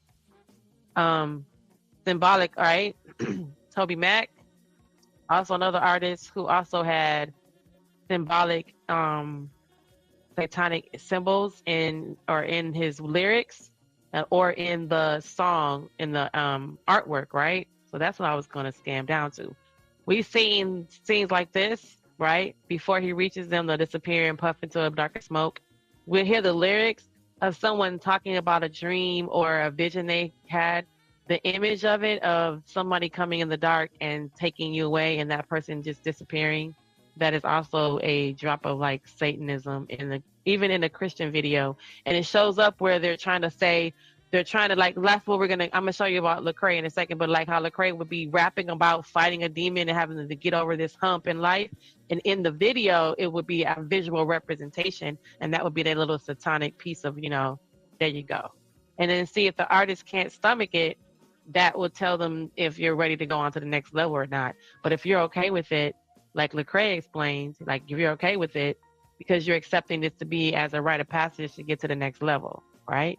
So there's that puff of smoke we were talking about, where it's like in your vision, you were saying I was running to my grandmother and I'm singing to my grandmother and I run to my grandmother and she just disappears, right? So yeah, again, another little drop of, again, here's some lyrics. I'm not going to read through all this. But it did say down here, Christian artists who it talked about, third day. There's a symbol, right? So you see this symbol, right? That's supposed to be not pure and holistic. Right there is what that symbol looks like, with that 2 moons inside that ring. That's also their symbol, right? Supposed to be come together, but then that's also their symbol. So even though they brought this to them as the artwork to say, hey, this represents you guys, and it's also not exactly, it's not blessed, nothing blessed. So again, we talked about this right now. But look how long they've been discussing this topic as far as in the gospel TV. But let's see how then it's starting to get normalized. See how they're put on the Time magazine. A lot of other people read the Time magazine. Not us that's making the music always, but the other people are reading Time magazine. But down here where it said here, according to the site listed above, this artist, that third day, collaborated with Timberland, right? Tori Kelly and Lecrae, right? And The Need to Breathe. They collaborated with them and they made a song called Kill Yourself. So that was also with this artist right here, King of Country. So again, we've seen these symbols, and it's crazy to see the sun cross, to see them symbols, because to other people that it really means something to. In this regards, folks that know that it has a negative connotation, it's associated So right wait a into minute. the Christian music. Scroll back. Yeah, You right see there. where it said Drake? No, wait. Right here? Go. No, the red one you just passed. Yeah, right there. The So Knights if a lot of Templar. us, if a lot of us remember, from even back to old Looney Tune days and everything, on the side of airplanes and stuff like You've that. seen this symbol and don't even realize it. We've seen that symbol so many times growing up, and they just made it seem like it was just like, I don't know, just like a fighter military type thing, but no, it has a much more deeper and significant meaning. But go ahead and keep on going. I just wanted to point that. No, you're good. So additionally, oh wait. So yeah, I passed this up right here. Did y'all see who they were talking about? As you can see, primarily associated with themselves and with secular groups. Take Timberland, for instance. He's been known to work with artists like Jay-Z, right? Madonna, Rihanna, Drake, just to name a few. But additionally, Timberland wrote a song called How Did You Miss Missy? Well, Missy and all them other people. But he wrote this song right here that's a type that's made for this group down at the bottom, which is supposed to be a gospel artist. So, what they're trying to get you to understand is that the gospel artists, like Drip was saying, they just regular artists with a little regular R&B rappers, regular R&B artists. And then what separates them is what they are singing and rapping about, right? And they're going through some of the same rituals and going through the same initiations just the same way. Jennifer Hudson, they say, like, what would they say it was? A family sacrifice, a blood sacrifice. Remember her mom and her nephew, right? Her little brother, was it? Her mom or her little brother were taken right when she crossed over from American Idol to the Dream Girls. When she won American Idol, and then the movie came out. But in between that, she lost her 2 family members. Usher, right? Usher is about to be in concert with the only other biggest artist that can like literally handle the same kind of weight. Like Usher fans and Chris Brown fans, literally probably a neck and neck in fandom, right? That's gonna be a crazy amount of people any and every time those two show up. But there had to be what? Usher lost his son, right? The little boy passed away at what were they, jet skiing? So just think about some of the things that has happened. Unfortunately, we're not saying like, that Chris Brown had a sacrifice, but he can't stay with nobody, right? He can't keep nothing. The thing that he's thriving the most, that he wants to be happy with, is that he can't do it. He can't seem to find someone that'll be with him. So, everybody, all of them have their little something. But look at this next one, y'all. Look at Skillet. How is that gospel? How is that, but that is describing someone's transitioning from, leaving the secular world and moving into the spiritual realm. Well, see, the thing is, Jen, but that's what it looked like. We have to remember that there are going to be a lot of, let's say, scripture text, right? Things that, let's say, it's just been written, right? No matter what book you read, it's been written that a lot of the things that played out back in a time of early will replay itself during the time of new, right? So us being in the time of new, we will see a lot of things that we read about. Now, for example, I said before, you will know it's the signs of the times will show itself when men wear their hair like women. And I don't mean like locks or anything. I mean like women. But that was that Bon. You want to go back to like Bon Jovi and back then when the kids days. Yeah, I'm talking about even like no, I'm going there. I'm about to go there. Like Isley Brothers, Rick James. Yeah. Then it's been a time for a minute. For a long time. Mm-hmm. Right? You will know the signs of the times when the children become the parents' master. Like that spoiled kid in the grocery store. I want it now. I want it now. Okay, Timothy, here you go. It's a whole bunch of different things that's going to be taking place. You're going to be noticing how from a pride, let's just say that and leave it there, whole months and ceremonies accommodated for it. Once upon a time, it was something called Sodom and Gomorrah. I mean, we can go down the list of how many different facets of life that we have read about, that we see time. Does it really repeat itself, or is it that humans simply just don't learn their lesson?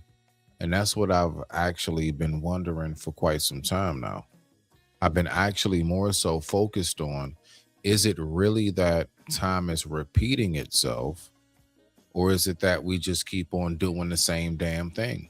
Nothing's actually changed. We just actually have more technology to do what we're doing. You know what I mean? And we've adjusted the laws so that you're not beheaded for this and beheaded for that. That's what I really be wondering, you see? So, I mean, we have a lot of things that we have gone into, Jen. In this like later day and age, that absolutely is.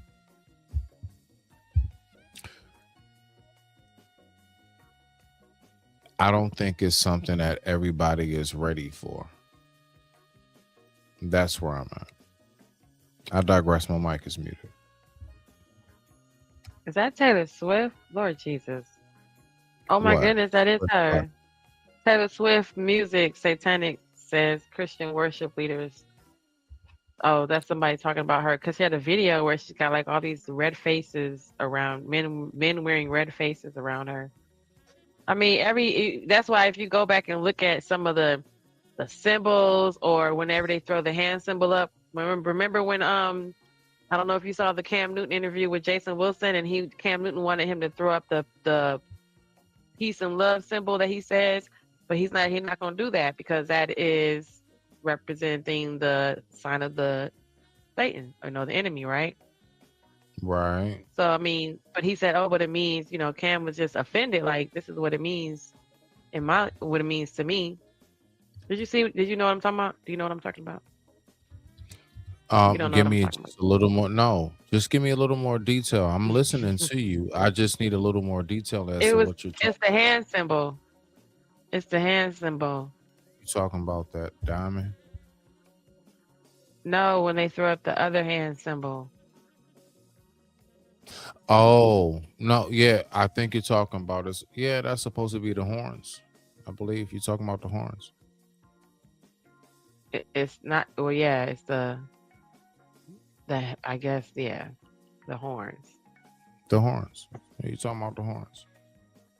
Yeah. Right, So it's crazy, right? Because okay, see here. Let me see. so watch, right? It's crazy. While you pull up what you pulling up, because I got something too. This right here. Oh my God. Oh God. Okay. It just as much means I love you, right? So I mean, if you go to sign language, that means I love you, right? If you go to another aspect of it, as far as another side of the world, it means something totally different. Watch Like this. it's like If you Hawaiian go or to something like that. Yeah, if you go to Texas, that's just Longhorns, right? So it goes multiple ways. So it all depends. So my point is, you got to know where you're seeing it. Now, I could tell you like this, for example, if you seeing it in like heavy metal rock music, yeah, 9 times out of 10, 9 times out of 10, that's exactly what it is. It's what you think it to be. It's what you think it to be. Yes.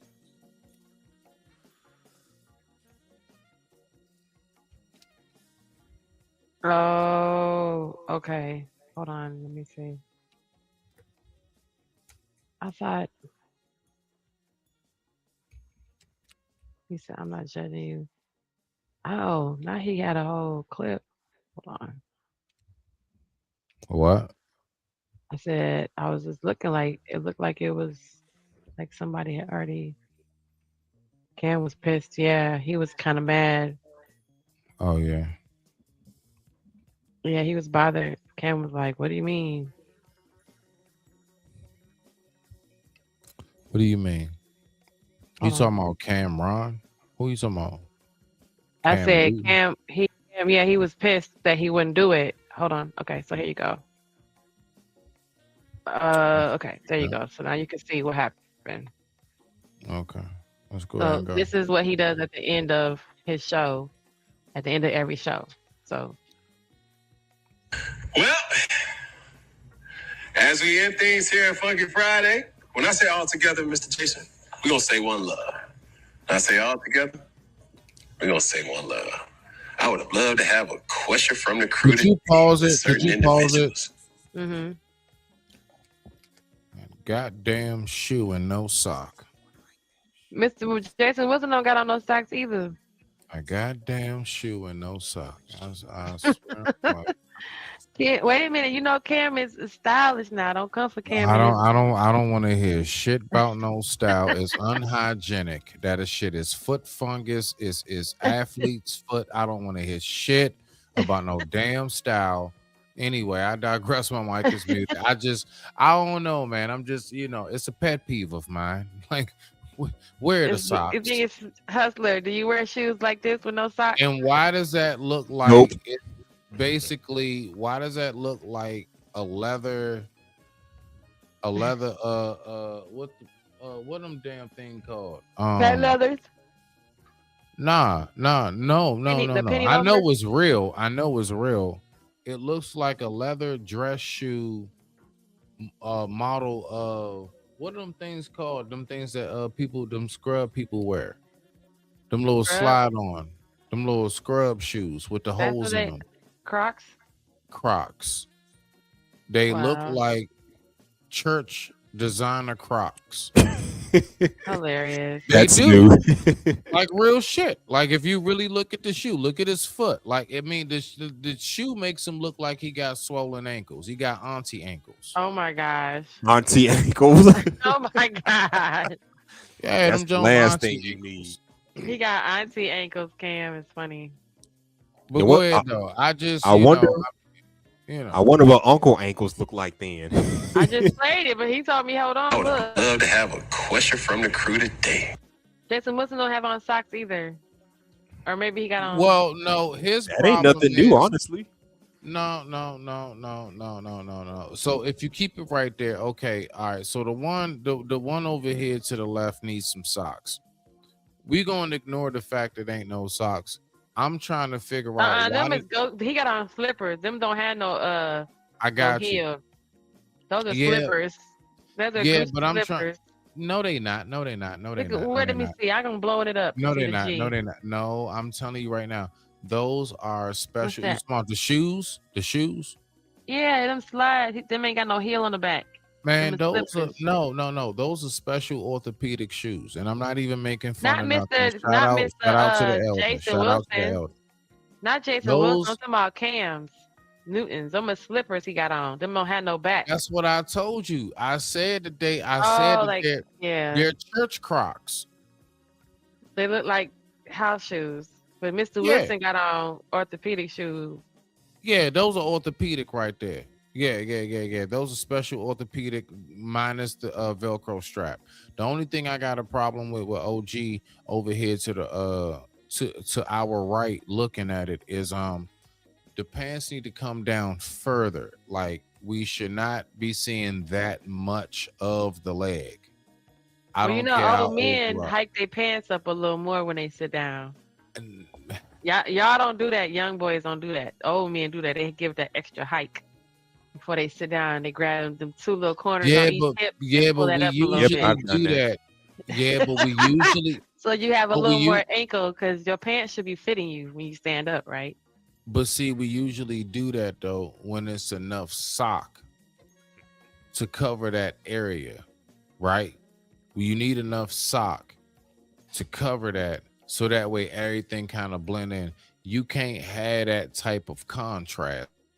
What's going on? You can't have that day and night. You can't have your ankles all out. Yeah, you can't have that day and night. You can't do that day and night right there. Now that's not working. That's not working. We called it flooding back in the day with socks on anyway.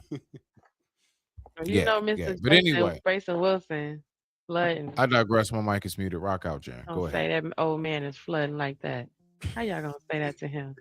He's a pillar in the community. You better back up off him, Mr. Jason Wilson. But okay, hear the conversation. Listen to what they was saying. What he's saying to him. With certain individuals, but that's gonna have to wait. Yes, sir. As we end things here at Funky Friday, when I say all together, we're gonna say one love. When I say all together, we're gonna say one love. When I say all together, we're gonna say what? One love. All right. It's gonna look similar like this. We got your camera or my camera right here, your camera right here, our camera right here. It's gonna be one finger. Then we're gonna add the pinky, then add the thumb. And when I say all together, we're gonna say what? One love. You ready? Here we go. One finger. You gotta do it with me, brother. That's just the sign of love. Okay, so I hear you. Can I share something else? Please. This symbol is called Mana Canuno. It's a satanic salute as well. Google it. So for me, listen. Google the sign. Listen to me. Listen, Cam. Listen, son. Listen to me.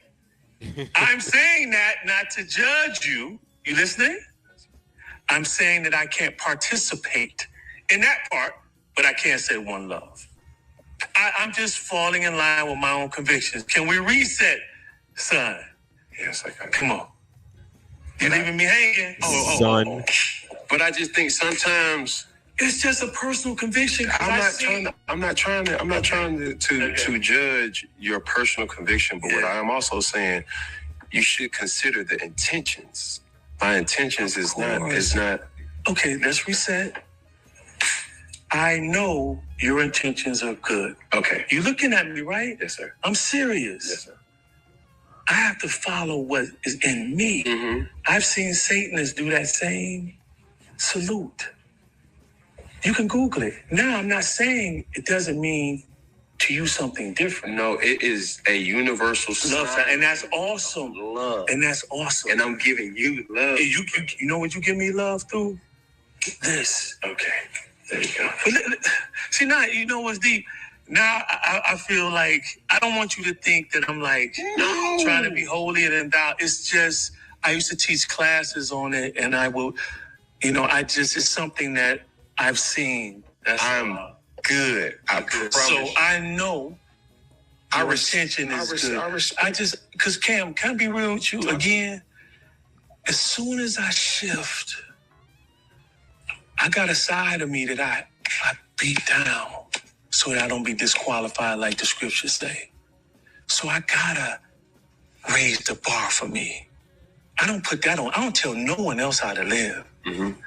But I know my weaknesses and I know my strengths. I play to my strengths. Yes. That's all I mean by that. So you don't think Mr. Wilson got it all together. I don't. It's only together because of who I'm in.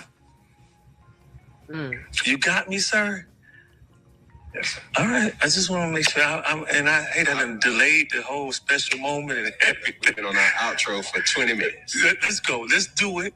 And I'm saying one love because I got much love for you. Say left. And I can point at my camera. No, you ain't got to do that. No, I'm going to do that. No, see, listen. Confused. Listen. Huh? It ain't no confusion. Mm-hmm. But you making it confusion. Because I didn't even know that was a... That's called wisdom, or you got some knowledge you can just check out. Mm-hmm. Mm-hmm.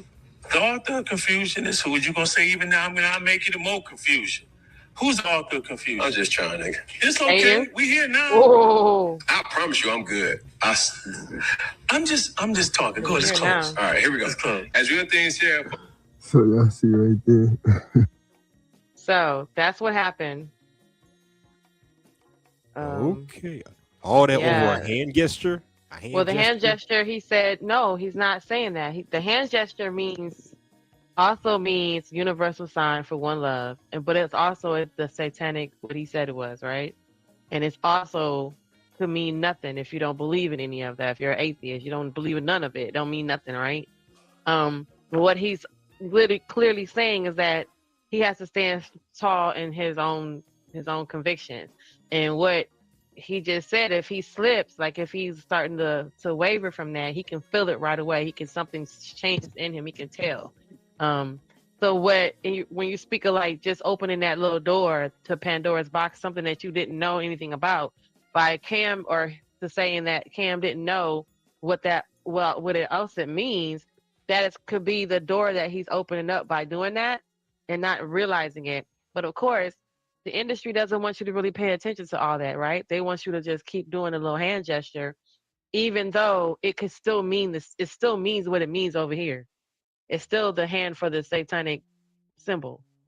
It's in ASL in the sign language. It's a universal sign of one love. It's still the sign for the symbol of Satan, right? It's still the same thing. It's still the same sign. He's just saying, now that you know that, this is where you're convicted on whether or not you're going to do it, continue to do it. He's saying he can't do it because he now knows what that is, and he's not going to open up that door, because it could be something that you do, and just to be pleasing your audience, just to be, oh, I'm on Cam Newton, let me just kind of do this, so and that'd be the one little window that you gave the enemy to come into your life, and now something crazy done happen, right? I.e., you just found out your husband was cheating on you every time you went out of town to go make money for the family, right? But you going ahead and doing a little video where you was on the desert covering your eye, when we all realize now that's a little symbol of the Illuminati, or that rites of passage into that next level of being in the music business. You did it, but you didn't think nothing of it. You were like, oh, it's just a music video in the desert. It's just a little hand symbol of saying, one love. And now you have this other issue, because it actually does mean something. It's that the industry doesn't want you to focus on that, because it's something small. You're not really worshiping the devil. You're not really giving in. You sing for the Lord. Why would you think, give in to the enemy? You know what I mean? But there's something that you got to pay to be the number one top artist in anywhere, any world. Do you believe that it's possible that, and I mean, this question is for believers. Do you believe that the devil can infiltrate the church? Yeah, because he's not like a vampire. We have to be invited in. He's already in the church already with the adultery and everything that's already in the church. I mean, hell, I told y'all I got kicked out of Jehovah's Witnesses. So the devil was, the enemy, was all up in there because he was creating divide. Whatever it was, he wasn't giving. He was blocking their son. Okay, if they're supposed to be teaching me about coming into a better life, right? But they're not, and they're not equipped enough to answer my questions, whether it be because they didn't have enough knowledge, or some people say that the devil was throwing all kind of things out there to where their faith was being shaken, because they were questioning themselves after dealing with me. They was like, well, damn, I mean, she got that question. I mean, I want to know the answer too. And they don't even know the answer, but you're committed to this thing wholeheartedly. So, I mean, I'm not saying that to say that, that's a good thing or anything, but just to have someone else that you're asking questions about the faith that they're believing in, and then they don't even have the information. Some would say that that's part of the devil's work too, is that they don't understand. They're just blindly going, and they don't understand. And now when someone starts talking to them about them and asking and questioning their knowledge, they don't have no knowledge. They've been just blindly going. They don't even know what they're doing. And they're now awakening and realizing sometimes the devil wants them to stay just blindly going. So now when they meet a person in the world like Smitty, and Smitty, you ask them a question, and now they be like, huh, the devil don't want none of that to happen, because now they asking, they doing too much. The devil want them to just go and follow whatever that is. So sometimes they say it's that kind of stuff too, like where it's right there in the church, like the confusion. Because what they say, God is not the author of confusion, so the devil is. So you being confused about your sexuality, I don't love men's no more. I don't like men's no more, right? You being confused about, anything is supposed to be of the devils, let alone of something that God sent to you. I think he sends people. I think someone will come. Any man that comes to me talking about he was sent by God to talk to me, no. That's the devil using that too. So I think all that, yeah. I think all that. He'd be right there sitting next to you on a pulpit, wearing a D cup with a big old juicy booty. And every time you stand up to praise the Lord, she smell like vanilla. Okay. But that ain't your wife either. You wow. The devil was in the church, baby. I have a segue question. I got a segue question. Hustler, I want to start with you. How many different types of black people do you think there are? Oh, Jurassic Park is on. Go ahead. How many different types of black people? I'm talking about Black Americans. How many different type of black people do you think there are? I'm not sure. The only Black Americans I'm familiar with, the bougie folks like myself, the hood folks. Okay, so hold on, watch, hold on, wait. What? Hold on, Jen. That's two right there. Literally, that's where we're going. Okay, so you name. Okay, so again, let's do it again. How many different types of black folks do you think there are? Different types. Mm-hmm. I don't. I just One said type of black folk. I just said the bougie and the bougie folks and the ghetto folks. No, All right. Okay. I So don't know, I would. y'all. Oh, you talking I about would. like other niggers and niggas like that? would oh, listen again. Yes, us as black American. Yes. How many different archetypes are there of Oh, us? archetypes. So now you're getting into like the bougies, the hood, the That's what I mean. Aishas, Yeah. you know, the Craig, Mhm. can I use your car? Them folks. And then you had those that like in the middle, I guess. So though the archetypes is what you're talking about, hustler. What kind of type of person they are, right? So yeah, what you got like the high sedity black folks, Mhm. the Phil and Aunt Viv and Uncle Phil's, Right. and then you got the Precious and her mama, right? Then Okay. you got the what was his name on what was the father's name on Boys in the Don't Hood? name Boys Men. characters. Name archetypes. Well, the archetype is the Precious and her mother, right? You got the heavy set black woman that is low self esteem, life is just what the hell, and then her mama who is uh an addict, a dependent, you know, and the system is just and is on the system, you know, is very much JP like ish, you know. But then you have the Vivian and Phil Banks, you know, the highest Diddy, the you know, the white man's water is colder. You know, they have a butler. The daughter has like daddy, like what do you mean? There's black people Okay. outside of, Okay. you know. Okay. We getting So somewhere. We you getting got somewhere. those, that's like three different kinds of black people. Down Okay. to even Will Smith being from the hood and having an upgraded lifestyle, but still, that's the Bougetto. That's what they call us. We right next door to the ghetto, but we don't live over there. All right. You So, know? Hustler, are you good with your answer with the two you said? You good with that?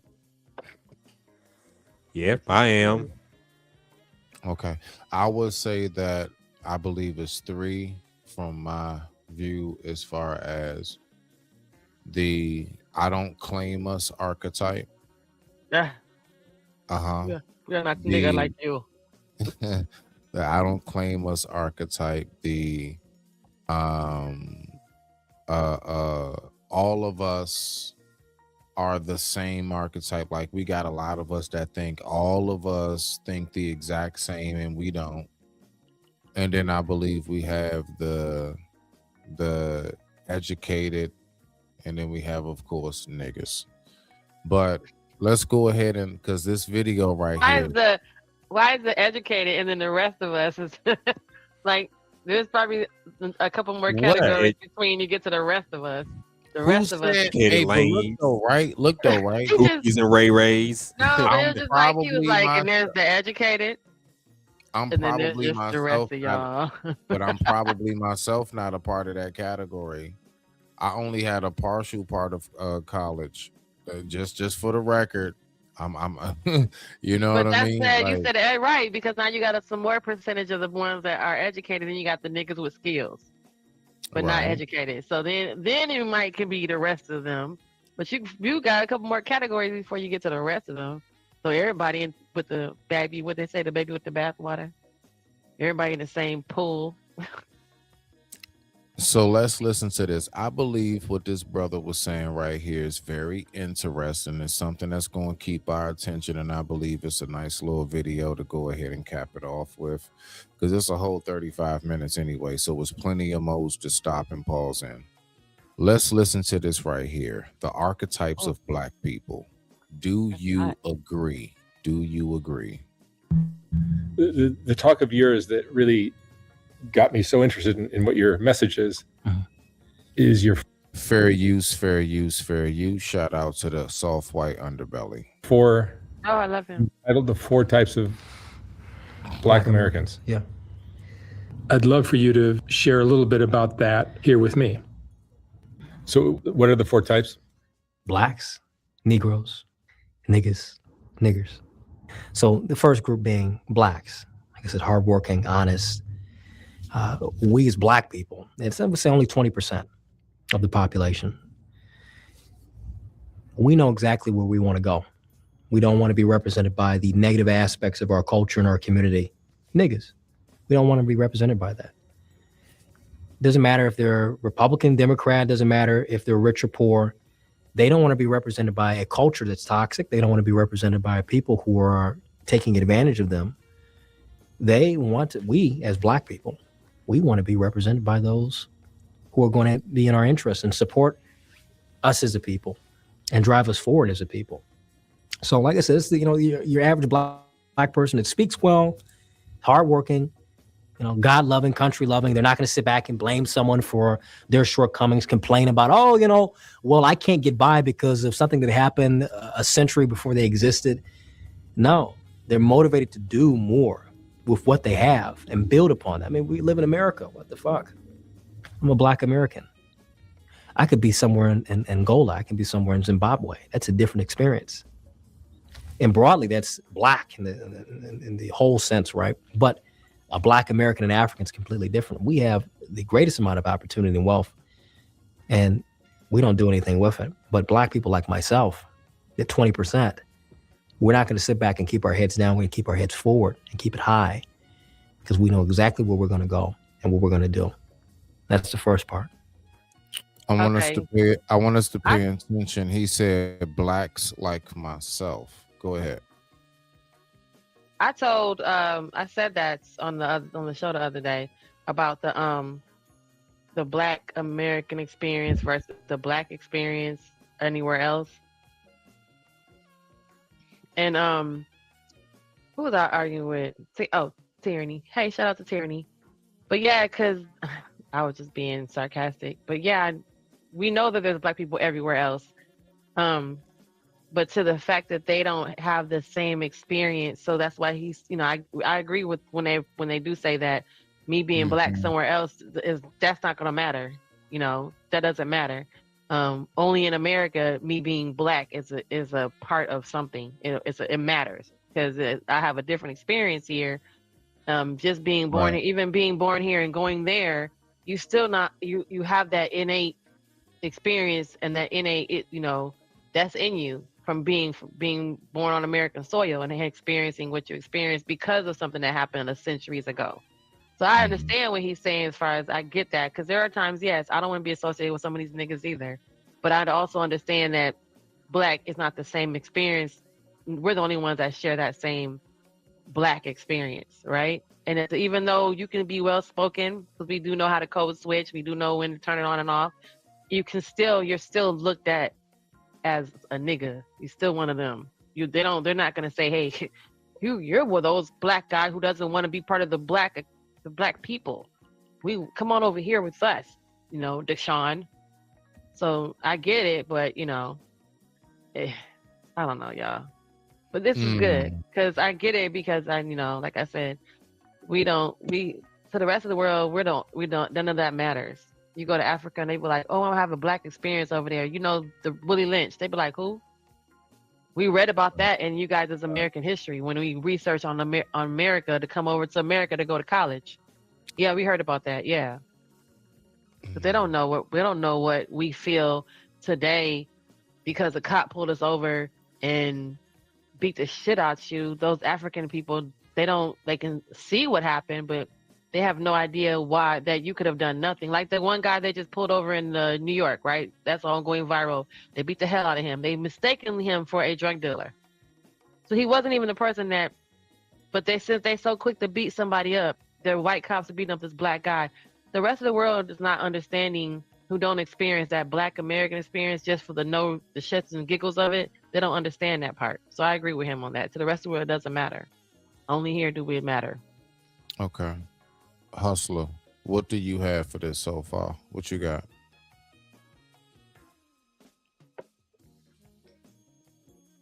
Mic check 1 2. Mic check 1 2. Checking in. 3, 2, 1. Okay, now. Shout out in the building. Who is this? Black Man is Fair. Peace and blessings. All right, much respect, much respect. Yeah, I recognize you for some panels, so that's why I pulled you up. What you got for this so far before we get back into the video and just kind of listen to the different archetypes of black people and what it is this guy has to say and just have a good converse. Yeah, real quick. Just growing up, a Black American in Black America, here in America, just always had love for our people. I love being a Negro. I love, what I'm saying, love my Negroes. You know what I mean? And just that self love and expressing that love is just kind of what I grew up in. And if you wasn't, coming from those barbecues and soul music and a lot of things that connect us and make us who we are as Black American Negroes, then you was kind of like, not outcasted, but you kind of like on the outside of that love. You know what I mean? So just wanted to just express that. So when you say on the outside of that, you mean like, so are you saying that if those of us who don't, I guess, act like the rest, we can be outcasted for that? Is that what you're saying?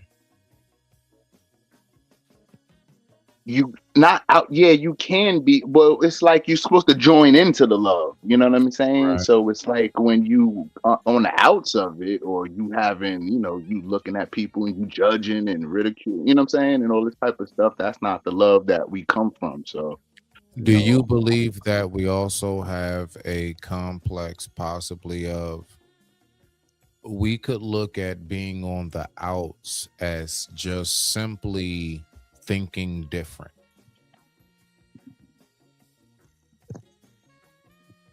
it's all right to think different, but you gotta feel this love. You gotta show how you feel. You know what I mean? So you can think out the box or think differently, but everything still gotta come home and still gotta come back to what you love, what you care about, what you live and die for. Okay, no, I get you on that, but no, just before we play the video again, specifically, do you believe that we have a complex of how you said there are those of us, like how you said, if you don't necessarily fit in, you'll be outed? Do you believe that also can be because if you simply just think on your own, you just think different, that by itself can lead to you being outed? Because I you're not mean, yeah, going along to get along. I don't want to make it seem like that. I mean, because you can have your Mhm. own mindsets, but when it's time to act like we're one, you know what I'm saying? You got to know how to do that too. Okay. Well, good point. Good point. I give you that. Let's go ahead and get back to the video. With that being said, I digress. My mic is muted. The time right now is 12:26 a.m. East Coast Standard Time, and I thank you all so much for tuning in. Let's get back to this. Let's listen to what he has to say. If you guys hear something you want me to pause it, just speak up loud enough. I got you. The first. Not looking for a shortcut. No shortcuts, no handouts, none of that. I don't want reparations. The greatest reparations package that I'm here in this country. I can prosper, I can live, I can exist. I'm not in Africa where the entire economic and social conditions are different. I'm not somewhere in the Caribbean where, it's close to America, but even with that, the economic and social conditions are different. I just want to say the greatest reparations is not just being here. The greatest reparations would be reparations themselves, but let me shut up. I'm in the United States where my ancestors were enslaved, but guess what? They overcame it. And I exist today. And I exist today because of them, because of their resilience, because of their sacrifice, because they kept their heads high, believing that in the future, Black men and women will be free. And we all as Americans will be free to do as we feel necessary to do for our own existence, for our own survival. They also fought so that we could have actual something called reparations, but not just that. Like basically they fought so not just being free, but that we have every single opportunity coming out of the gate. When that whistle, when that gun blow, we don't have weights around our ankles. We don't have things that are hindering us and hurdles. Everybody else lane is just clear, they can just run, but we gotta like jump. There's a pitfall here, the ground's cracking there, we're not allowed to have shoestrings there. So if you do that, that does hinder how a person will perform in the race, is my point. And I do believe that we need to stop ignoring those factors. This is not about just simply talking about a pity for us or anything. It took me quite some time to go ahead and really look at and study why are we so far behind on the eight ball. And I do realize there is a lot that we bring upon ourselves. I'm not even going to sit up here and act like I don't recognize that side of it. But I will say that I, there's a lot that we absolutely have to learn ourselves. And until that gets fixed, I believe it's going to be what it is, and it will only sink until it rises. So that's the first group. That's the 20% of the black community, the blacks right there. And the second group? My favorite, the house Negro. My favorite. Because that's an interesting, when you get into that, the modern day house Negro, they would say, people who don't like me would say, I'm a coon, I'm an Uncle Tom, I'm a house Negro. No, the people that really are both Democrat and Republican. This is more the politics conversation and more the power, economics, class. Within the black community, you have black Democrats, and majority of black people vote Democrat. Let me ask this question to the panel. Start off with you, Jen. We're going to go to you, Hustler. Then we're going to go ahead and go to the brother, Black Man is Fair. Do you all believe that there is literally such a term as a house Negro? And if so, what is a house Negro by your definition, or what you know it to be? I think a house Negro just a man that spends way too much time in the house. What? Oh my gosh. Oh my gosh. You can't know. Oh, Serious? Are you hold being up. serious? How much to kick him off? Are you seeing I'm serious, just Hustler? kidding. Damn. Oh my God. That's not funny.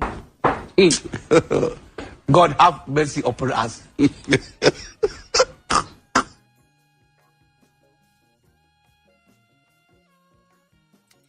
What's a Okay. house Negro, Jan? The black. If you believe in it at all.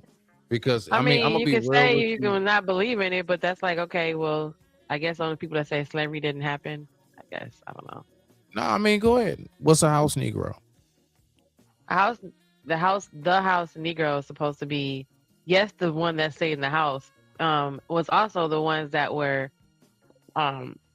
allegedly bred within the white man himself. They were treated better. They were allowed to stay in the house. Also because they were fair skinned, but they had so many reasons, like what they didn't want them out in the sun because they thought they were going to turn black or get darker. Because remember back then, even biblically, since the sign of the lesions or whatever, being black by the sun is also meaning something. So they didn't want you going outside. Then at the same time, they were treated better, and they were also probably kept close, in my opinion, kept close to the slave owner because they were mixed kids, produced by the slave and the slave owner. So I just think that, they got a little bit different treatment, and there was always adversary between the two, the slaves outside being mistreated versus the special elite treatment that the person inside got. Aside from just being inside and out of the elements, whether it be cold or hot, just being treated, fed first, having cleaner clothes, being able to use outhouse facilities, sleeping on a bed, all that. They got the better treatment. Read the All right. super chat. Okay. Yeah, I'm about to read that. I just want to say to you, Jen, you said that the house Negroes were usually more fair skinned. So what happened in the Django? With the Samuel. with Samuel. Well, he was considered to be the coon, right? He's not the house Negro. He's the coon. That's not a house Negro? No, remember he just said that the house Negro was not him. For a minute ago, he was considered the black is considered the coon, the guy that thinks he's better than the rest of the black niggas. So So he's not the house Negro. Ah. He's the coon. He's the sidekick to the white man because he also thinks the white man's water So is it's colder. levels to this kissing ass shit. It's levels Well, that's to what this. he just said. He a minute ago he said the blacks, the black people. He said that guy he said I would be considered a coon. Now he's talking about the house Negro, which is not Right. that same. It's two different archetypes now. So the coon will be you know, you gonna let these black folks come up in here when your black ass is up in here, but you kissing a white man's super ass, right? Whereas the house Negro is just following instructions to stay under the, you know, they're staying inside. And again, they were fairer skin because they usually were, allegedly bred from Mhm. the infidelity. So they were also, I mean, I would hear stories about them being kept in closer proximity just to be able to, you know, to have that access. Because some people who did, so I guess some slave masters, you know, they always have the romanticized side of it where the slave master actually cared about his kid or didn't want his beloved children out there suffering. You didn't watch what was it called? What was it called? Down in the Mississippi. What was the damn movie? I just drew a blank. But in that movie, there was a child. One of the three brothers were heirs to the rich white man, but one of the brothers was P Valley. One of the brothers who had the red hair was also a product of the black girl that the rich white man was cheating on, which was a house help. So even though he was treated like the brother, he really wasn't treated like the brother but he was allowed to stay in the house. And they always, throughout the whole P Valley series, they joke, his white brothers joke on him about, you know, if it wasn't for you being my daddy's son, you wouldn't even be in the house, nigga. So that would be kind of a common Wow. thread, even though he is I almost see. the same complexion as them. Yeah. You know, Yeah. they know that he's a product of a black woman and his daddy and their daddy, but they know that they're full white. And it was always, you know, that throughout the whole series, even down to the end of the whole series, they would rag on him like, man, you know, why my daddy give you a part of his land? Because he split it between his three sons. But to them, they're like, you a nigga, what the fuck you need to get any land for? Like, why would he giving this to you? You not even, take your ass on, you know? So even in that P Valley, that example was, and he's super fair skinned. He passed at a certain point, you know? That's how white he was, you know, house nigga. That was a house nigga. I see what you're saying. Okay. Facts to that. All right. Down in the Delta. Sorry. Let's go ahead and read this comment right here so we can let me just get to the comments real quick, and then I want brother Man is Fair, you're next after I read the comments, so you get ready to get in there too. They think I'm trying to be white. No sucker. We don't think that. You think that, and you are saying that, so white people pat them on the back and say, oh, you're not a coon, you're just all right. That's when they say, that's when they say you're not like those other black people. You're you're just Smitty. different from You're them. Smitty. You're not like the other black people. You're not like the rest of them. You know how to speak well. They always say that. You speak well for a black person. Kind of like Carlton Banks from Fresh Prince. That's like, can you imagine if somebody said, like imagine you out and somebody just kind of leaned in and went like this. Wow, you actually smell very fresh for an adult. What? Like what? What do you mean I smell fresh for an adult? Like, yeah, like, hold on. First of all, stop sniffing me. No, I mean, you know, you smell like you actually bathe for an adult. When we're the ones who taught you how to bathe. It's crazy. I mean, come on now. Like, that's crazy. So anyway, brother Man is Fair. Man is Fair. Pete. Yeah, I'm gonna just Pete. Did you say that? I said peace. Oh, okay, peace. Oh, okay, yeah. I'm gonna just call you brother Man for the rest of the show because I don't want to keep messing up. Yeah, I don't like that, brother. All right, my bad. All right, brother Man is goddamn boy. Brother Man is Fair. Go ahead. Yes, no problem. So I look at the house Negro and a coon as the same thing. Basically, I look at it more like a mindset in a black person.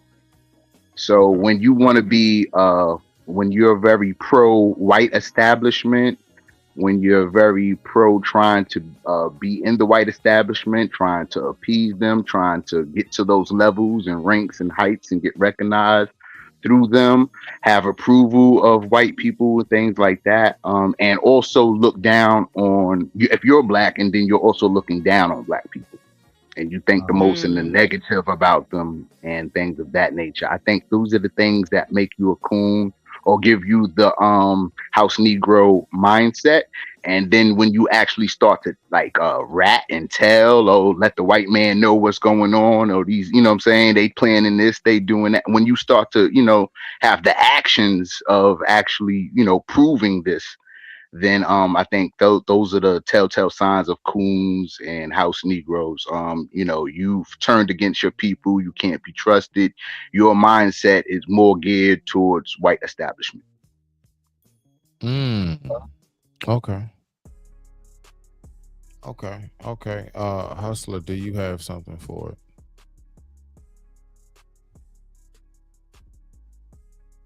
Hustler? Okay, it's not there. Brother, man is fair. When you were saying that last piece that you were saying, what would you say that's more grounded and based upon? Like where would you say you get that thought process from? That last piece you were speaking about before we get back to the I video. think Sure. I think black people chase a lot of things. They're like reaching for something. Uh-huh. And in that reach and in that chase, they can just make moves that are counter their own family or their own bloodline or their own people's advancements. Okay. Wow. Okay. I actually can get with that perspective. Jen, do you have any last thing real quick before we get back to the video? Or are you ready? Yes, go ahead. Let's go. And you have the black conservative, the black Republican, which I fall into that category, but I'm my own thing. I really don't subscribe to a political party. I love my country, I love my people, and I want us to prosper. That's all that matters to me. I don't really care about if the Republican Party wins the midterms. I don't really care if I have a Republican president. I care about if I have a leader that can represent us as Americans. And of course, me being black, I want someone who can serve the interests of black people. If I was white, I would want the same thing. So it's a very interesting conversation when you get into the difference and how they're really similar, both Democrat, Republican, black. The black Republican will sit back and tell you, especially now, they're very pro-Israel, they're very pro-establishment, and they don't really talk about the black issues because many of them are country blacks that never really had to live around the nigga shit, the nigga culture, which nigga culture is black, black culture is nigga culture. They never had to live around that. Or there are black kids who lived in suburbia. They went to nice schools. They may have gone to, the HBCUs, and they got bullied as black liberals and became conservative because they didn't want to be left out, because they didn't want to be a part of, not without a group. They didn't want to be considered, I'm alone. They couldn't do the thinking, the critical thinking to build their own worldview and build their own identity. So they need another group to fall into. So that I despise them the most because they're the closest thing to me in terms of ideologically, in terms of voting. And they do a great disservice in trying to provide a viable alternative vote socially and economically for black people. The black Democrat, I can respect him because he understands exactly what he believes, as much as I disagree. One is grifting, the black Republican, the black conservative. The black Democrats are stupid. That's it. And stupid, all that means is, you know better, you're just choosing not to do better. They'll sit back and sell the poisonous lie that black people are oppressed, that, it's the white man's fault, that, we're forever to be victims. And they capitalize on that black pain and that black lack of drive, lack of purpose in order to win elections. Biggest example, Jasmine Crockett. I was just telling somebody this on the street. Jasmine Crockett. She didn't come from the ghetto. She didn't come from a poor background. She went to law school. She had a 2-parent household. She's not somebody that came from the bottom. But when she gets on TV, she'll put on this act and she'll start talking and snapping and trying to act like the average black woman from, Compton or from Detroit. Damn. Can we say that, like, can we actually, as Black Americans, use the word oppression in our language with today's opportunities, let's say? Is it valid for us to use it still? Oppressed? Mic check 1 2. I've never felt oppressed. I've never tried to oppress anyone else. So I don't really understand those type of things.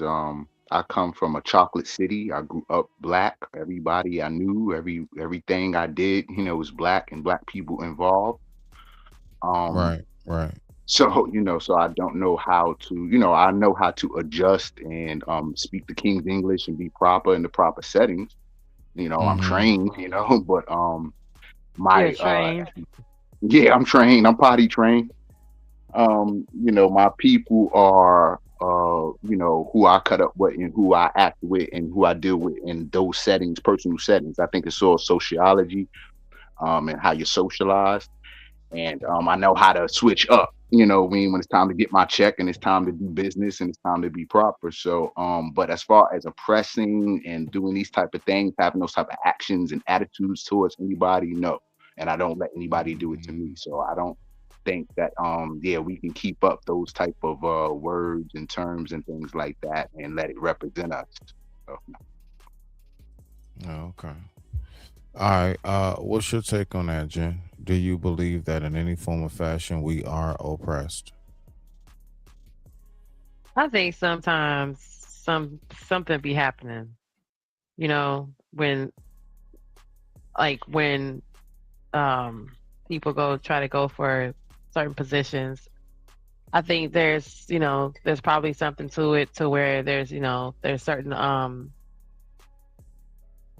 certain geographical areas that have certain businesses in them that are only catering to that particular, you know what I mean? I think there's something to it to why there's so much knockoff of something in a gas station where, and it kind of caters to that audience, that demographic, but it also kind of keeps them caged in, to where the mall is also closed down, public transportation sucks. So it's not like they can catch the bus to get away from it to go to a better side of town to go shopping. So you're almost stuck with what's in your area, and then they slowly start decreasing the quality of what is in your area, so you kind of accept it. So now you down to where you can just buy a white T-shirt from the gas station and buy a pair of jeans from the beauty supply, and you can now have clothes. Whereas going to, you wouldn't dare go to Walmart, but you can't get to the mall because the malls are closed down. So I think there's something in that system that's created like that. You know what I mean? And then when we outsiders drive through and outsiders come in, they look at that and they say, oh, why does everyone look so, busted down and so tore down and raggedy? You look at the environment, the houses are demolished, or there's vacant land and property. So it almost keeps you in that, you're comfortable, you're making a living, you're upgraded and added, your home, but your home is, 1 out of 6 houses on the block that are still standing. So you're kind of sitting, it's not like because in the mindset it's just let me do better, but not to do better to get out, to still have pride in my community and still have pride in my blackness. And I know, because a lot of times what they say, I know everybody on the block. I know I grew up over here. I went to that little school right there. But now that elementary school is torn down. It's a Rite Aid. You know what I mean? But you're still in that oppressed state. You're still in that community. You're still right there. Nothing's really gotten better. But to me, that's what I feel like to modern day oppression is there's no outlet anymore. There's no boys. The nearest boys and girls club is is now torn down, and now it's the community center where as opposed to it was. I think the library in my city, one of the libraries is torn down now. So there is no library in the area, which changes all that, changes where the whole reading program. So it keeps you kind of in that. It keeps you there, kind of, and I feel like something is in that set up. It's set up somehow, or it's added, it's some sort of oppressive measure in there. Like, let's just add more liquor stores and throw a Foot Locker over there. So guess what? These niggas never leave, right? They never hope to get out and have a better life. They just stay right there. We need them to stay in that little community for the community. Remember, this is for the community. Meanwhile, there's a body, in the high grass on the corner that never gets mowed. And they can't find this person because he's been missing for 2 days. So it kind of keeps that there, you know what I mean? It kind of oppresses everybody in that state. No one desires to move on or get out for the sake of the community because that's what they think they're there for. I'm staying for my Black people. But it's everything around you is falling down. So I think that's a design, that's a system that can probably be oppressive. It may be, but, they don't want us to see it that way. So, Well, yeah, see, that's what I was gonna say. Nah, you good. I was gonna say something similar to that. As far as, I mean, is it really the fact of we're not able to progress, or is it that what's around us does not allow us the opportunity to progress? And that's been an age-old debate for the longest now. And that's why a lot of people, for example, that may be foreigners come over, so on and so forth, like, oh yeah, how y'all been here all this time, but you can't get nothing going. And the argument on this side of the fence generally is because there have been a lot of hindrance and a lot of obstacles that have kept said progression from taking place. Hustler, are you back? I'm just checking on you. Yep, I'm back. What's I mean, your look at thoughts? redlining. I'm sorry, but think about that, how the mortgage thing happened. Like they were sucked in houses that they Uh-huh. couldn't really afford. They couldn't sell it and they Right. couldn't really afford to keep it. The house note was wearing them down. And then if they sold it, they would be losing money. So that's not a Right. system we created. We didn't create the financial system for mortgages, and that's not our system. Even creating that and saying, hey, we're gonna put these Black folks over here, you know, we gonna only do it to Nah, these good people. We point. only do it to these people, but everybody else is over here because that was a clear divide. No, that's a good point there. Can't even Uh, buy a house and go live on nowhere nice. so you talking about like what, redlining? Yeah, I'm just saying, think about how that was a real thing. Like you couldn't even go live nowhere nice because you either couldn't pay your mortgage, it was too much, it's straining you on your bills financially, and you couldn't sell your house because you'd be upside down, or you couldn't sell it. You'd be losing money trying to sell it. So now what? I'm stuck in this neighborhood, and then when the neighborhood starts going down and they start adding liquor stores and beauty supplies, I'm here for the sake of So I can't leave now. If I walk away, I'm in debt even more so. I gotta go live in a 1-bedroom apartment with me and my wife. What do you mean? Now I'm stuck in that shit. so would you say that gentrification is a modern day form of redlining? Hey, I didn't think about that, but hey. Yeah, if you think about it. Hustler, what do you think? Do you think that gentrification is a modern day form of redlining? Gentrification? Yeah. Okay, before I answer, what do you mean by gentrification?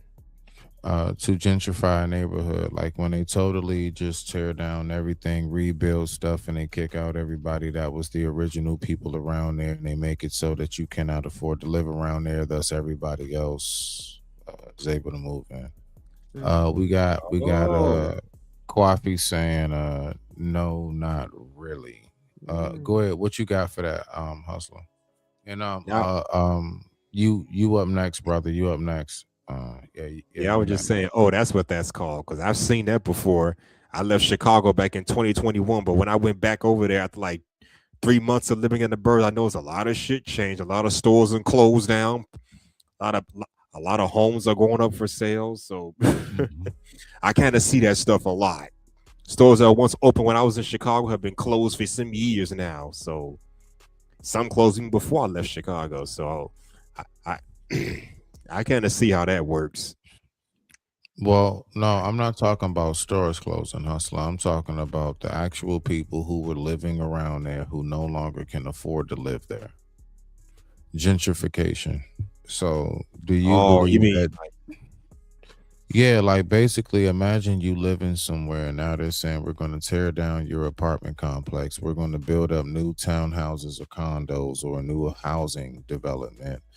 And if you can't afford to buy one of these condos, townhouses, or single family homes, then you're going to have to move somewhere else. That's gentrification. Would you say that that is a modern day form of redlining? Yeah, but I guess it depends on the people. If the people can afford it, then okay. But for those of us who can't afford that, then yeah, it's But gonna look like that that's from what it our is. That's perspective. what Nah. It's no, gonna look Listen, that's like what so redlining is. That they make it so I you know can't afford it.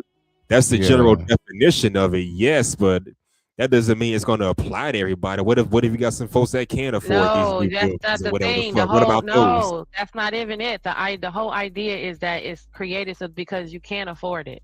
It's not created for the Okay, people who generally, can yes. afford it.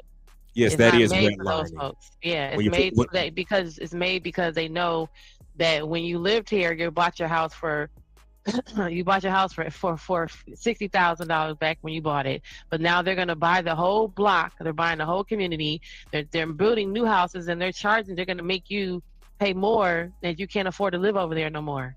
You lived over there all this time. You can't afford it. Now the places that they put up now are 3 times the amount of what you're paying to even live in your $60,000 house. That's probably worth now, 200,000 at this, or it might have increased in value, or 180,000. You can't afford to live over there because now the property value has increased because of the houses. What they did out on my old block where I used to live. A fire chief there was a house that burned down and he bought the lot next to it. So he took the whole lot, took the whole the old house and demolished it. He built a super huge house. That house increased the whole value of the neighborhood. So everybody that lived there, they were having to figure out if they can continue staying living there because his house just made the whole neighborhood value go up, which is good. But at the same time, the people, what they're paying is they're fixed on their income and they've been living there for years. And, now all of a sudden things are changing because they're changing the environment, So it's made so that you're not able to afford it. So they're not looking at you that you could possibly. They making sure your ass, you only make 60,000. Guess what? Everything over here costs 100,000. Now what? You can't live over here. We start at Yep. 125. You only make 80. So take your little $80,000 ass back over to that side of town where the houses cost cheaper. You can't live over here. You can't even afford to live over here. What are you talking about? Yep, that is gentrification. When you put it like that, yes, that's what that is. Yep. I've They're making always it so wondered you about can't that. stay. Y'all put it into perspective. I used to always wonder about that. Tearing down And these you think about it be like a couple nice. Think about your neighborhood hustle. It'd be like a couple little old school houses up in there. Then it'd be all of a sudden the whole neighborhood next around the next block just be nice. And you'd be like, what the hell? How this block got 3 houses on it, and them 3 houses is nice though, but the next block is just new modern design and driveways and connecting circle driveways, and they got a cul-de-sac all of a sudden. When the fuck they build this? Down the street from that. Mm-hmm. I haven't seen nothing like that, but I get where you're coming from because again, a lot of my Yeah. old block, a lot of shit in my old block changed since I left it. So I get that. And when you put it like that, that is gentrification. I can't get the word right. Gentrification. I can't even say the word. My bad. I thought he was gonna bust out, be like, "Is that a toothache? You talking about gingivitis? What are you saying?" Gingivitis. Okay, y'all. That's some kill it. shit. Look, I ain't even gonna rag on the man, but that's some shit you could say to JP. He be like, man, my teeth ain't rotten. Nigga, we're not talking about gingivitis. Ginger. At this point, it's just comedy. It's funny as hell. Nah, I ain't mad at you. Shout out to Drip. Shout out to Drip Nation. That was a hilarious show they put on earlier. Yeah. Yeah, that's so messed Hold up. on, I think I missed the funny part then. Yeah, if when you came on is when you came on, yeah, you missed a lot of Yeah, shit. yeah, Yep. that's when I The review of that video is just beyond understanding. Like this nigga arguing with, first of all, you arguing with Cynthia G. How that's Of like all people. of all people, but to him again, just like he told Auntie, to him, you know what? You got me on your thumbnail. So who else he thinks all this is a flex. He thinks he's better than you, H&M. He's better than me because he got married. He's better than you, Smitty, because he got married and has kids or has, he whatever it is he think he has is a Smitty got one-up. kids too. Right, but he has a think he's child. better. He think he better than Smitty because he got more kids and Smitty only had one. Because he only think remember how you got to think about how he talked. There's an only. You only got one kid. No, he been told me I was a butler and I live in an apartment. He told me I live in an apartment. Some more shit, Jen. And you only have one kid, so that means you really ain't doing your duty as a man out here prospering and filling up the world with other degenerates like yourself. And then me, a hustler, my womb is dead, and a hustler ain't shit because he ain't married and ain't got kids. So all that, all that from this guy right here who can't pronounce, just diminish. Diminish. Yeah, nah, there it is. He did. He said, I can see it. What did he say? He said We got a flying anxiety. He want to he brag and said- say people come to see him because he can't get on the plane. Nah, he said, what did he say? Kwafi, he said, nah, I can see it. I can tell by your walls. You went in a 1-bedroom apartment. And then he said, you ain't got no grass. So he was trying to battle me down about what I'm Having saying, a if I'm whole actually apartment. It's crazy. Yeah, he thought I was in an apartment. I mean, not even a apartment, like a 1-bedroom apartment. He thought I was in a 1-bedroom That's crazy word. with no yard. Yeah.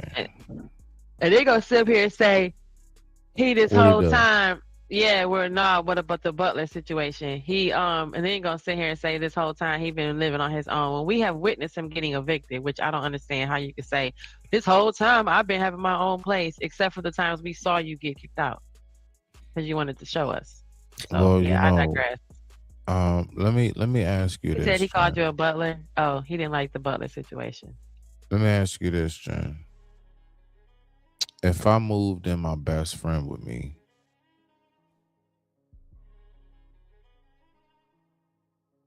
all the bills. Hello? Can you hear me? Can you hear me?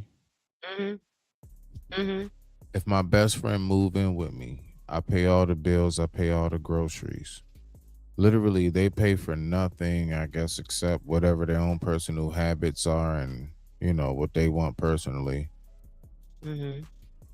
If you overheard that person on the phone with some chick or something saying, yeah, I live on my own. What would you think listening to that? Like, now you knowing that everything that's going on is contingent upon you living up under somebody else's roof, and you hear him on the phone flexing and saying, yeah, I do everything on my own. Wait. So I'm just chilling, and I hear I move. My best friend said she need a place to stay. I said, "Oh, come stay with me, girl."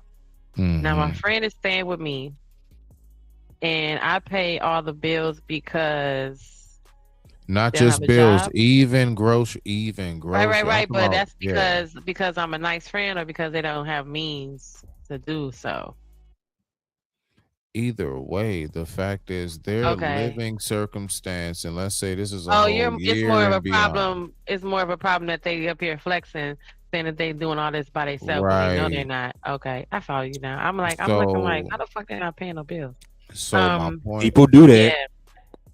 No, they can't just do that. You letting them. That's why I'm like, so they can't not work, or they will not work, or they I they don't just said want they to work. try. Right. So, but if you're saying that it's more of a problem that they're flexing and saying instead of them, it's not even a problem with them not working. It's the problem is that they're over here telling other people I'm out here doing it, getting it out the mud, No. and they not. Well, Getting out the see, mud. So that's my point when it comes to the factor of JP even calling us butlers, whatever it is. If your entire lifestyle is funded specifically because you choose not to work or anything else, if you're funded by the government, meaning you're living off other people's dollars, then how possibly could you sit up there and even take anything he has to say as far as a flex serious? How do you even begin to do that? You see? So that's why I was giving that example of like the friend, who is living off of another friend. Same thing, his living circumstance. I mean, it's equivalent. It's just on a much larger scale because it's the damn government. But it is what it is. I So think I I mean, like that video. Go ahead. go ahead, brother. What you got?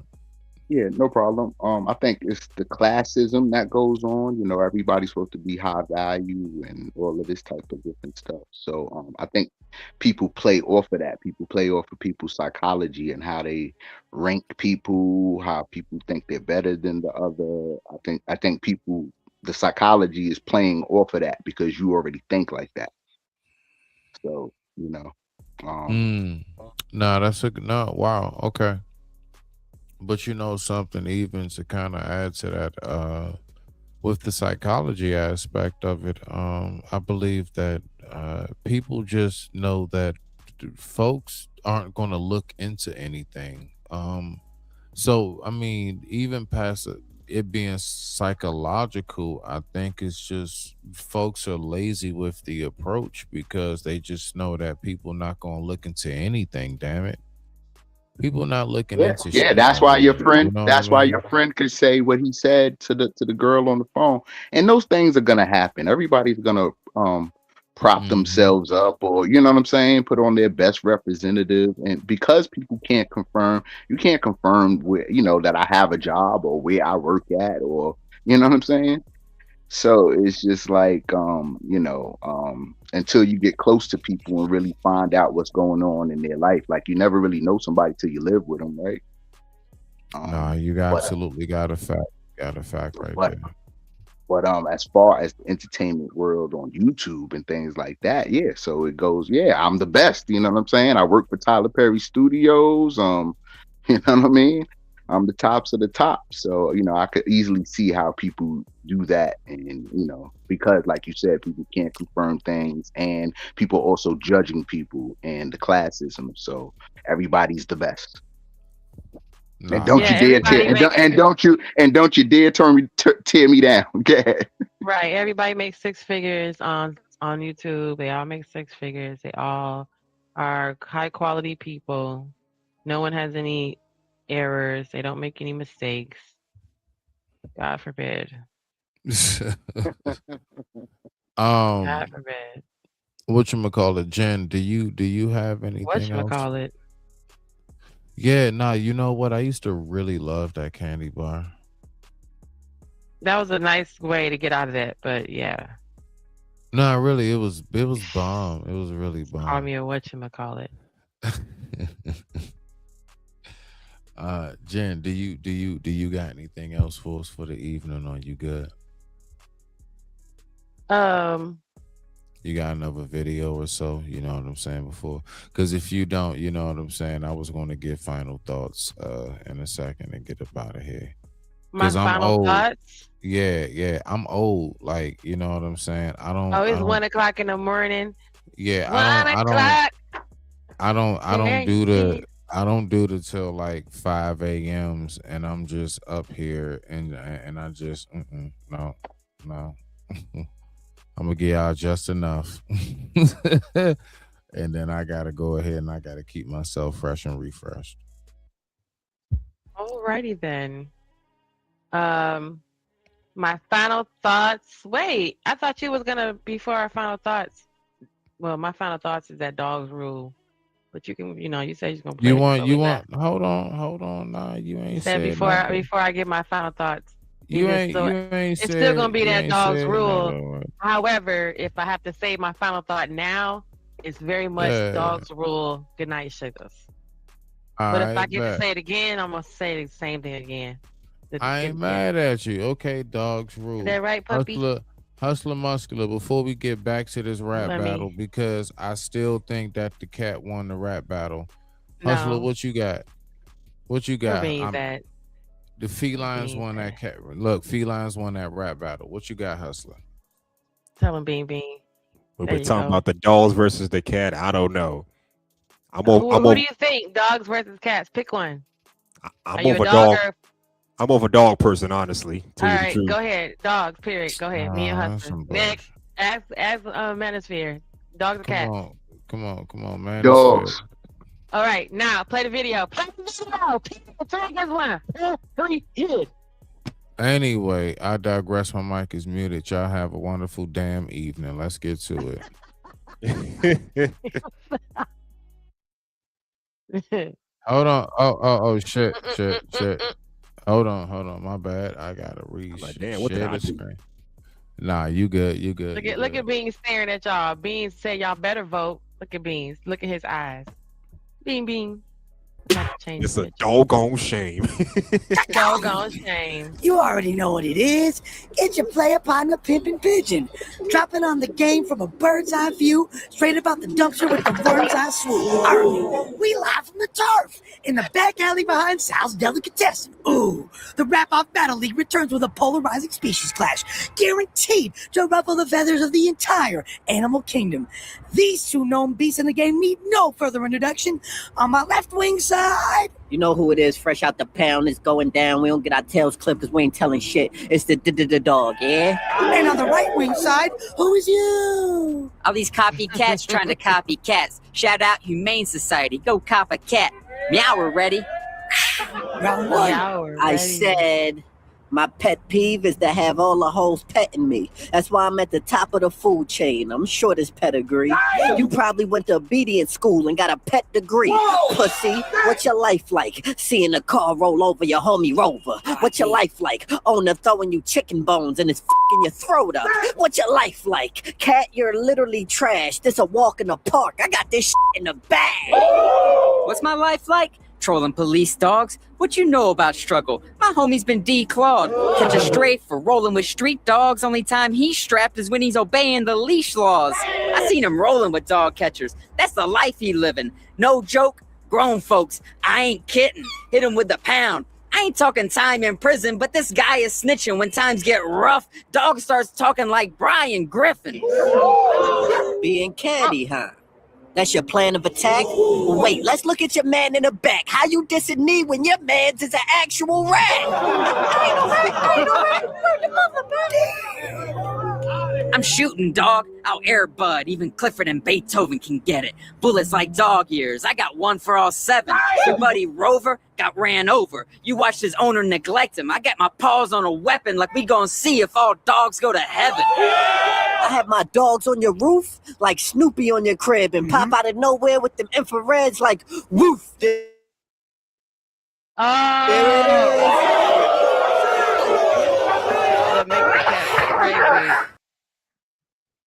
Okay, that was dope. That's how cold. I forgot the red lights that made the cats all go. That's what y'all get. Anyway, good night, felines won that. Y'all have a wonderful evening. I digress. My mic is muted. Shout out to the damn family, man. Y'all have a good one. I digress. My mic is muted. My mic is muted. Yes, sir. Yes, sir. Y'all have a good one. I'll holler at you. Respect. I'm in the trenches of hood.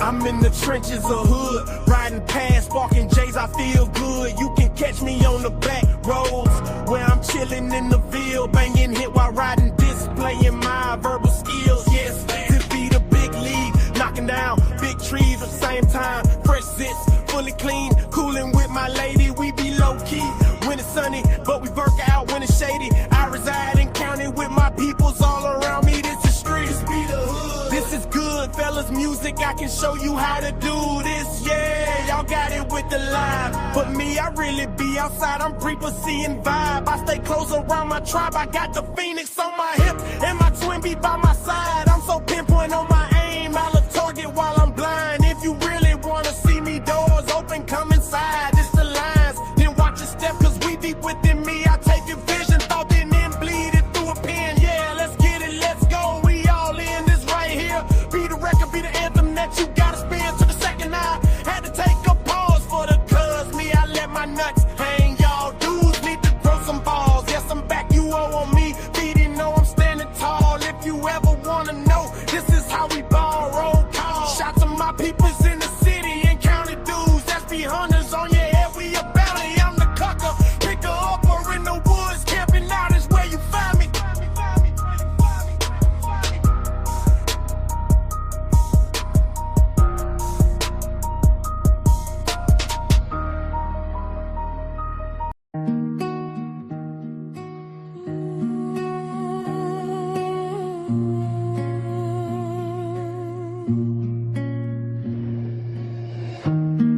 We fly high like dragons in the sky. Go, go, go.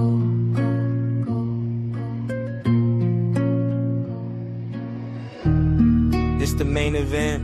We fly high like satellites. Come fly with me like the wind beneath your wings. This elevation to the max, give me space. I'm in space, this calm, this is cool, mates. And it's safe.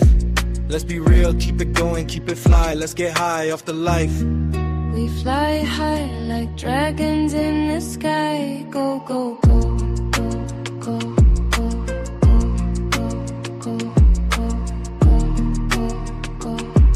We fly high like satellites. Come fly with me like the wind beneath your wings. Now let's let the choir sing. Now let's let the choir sing. Oh.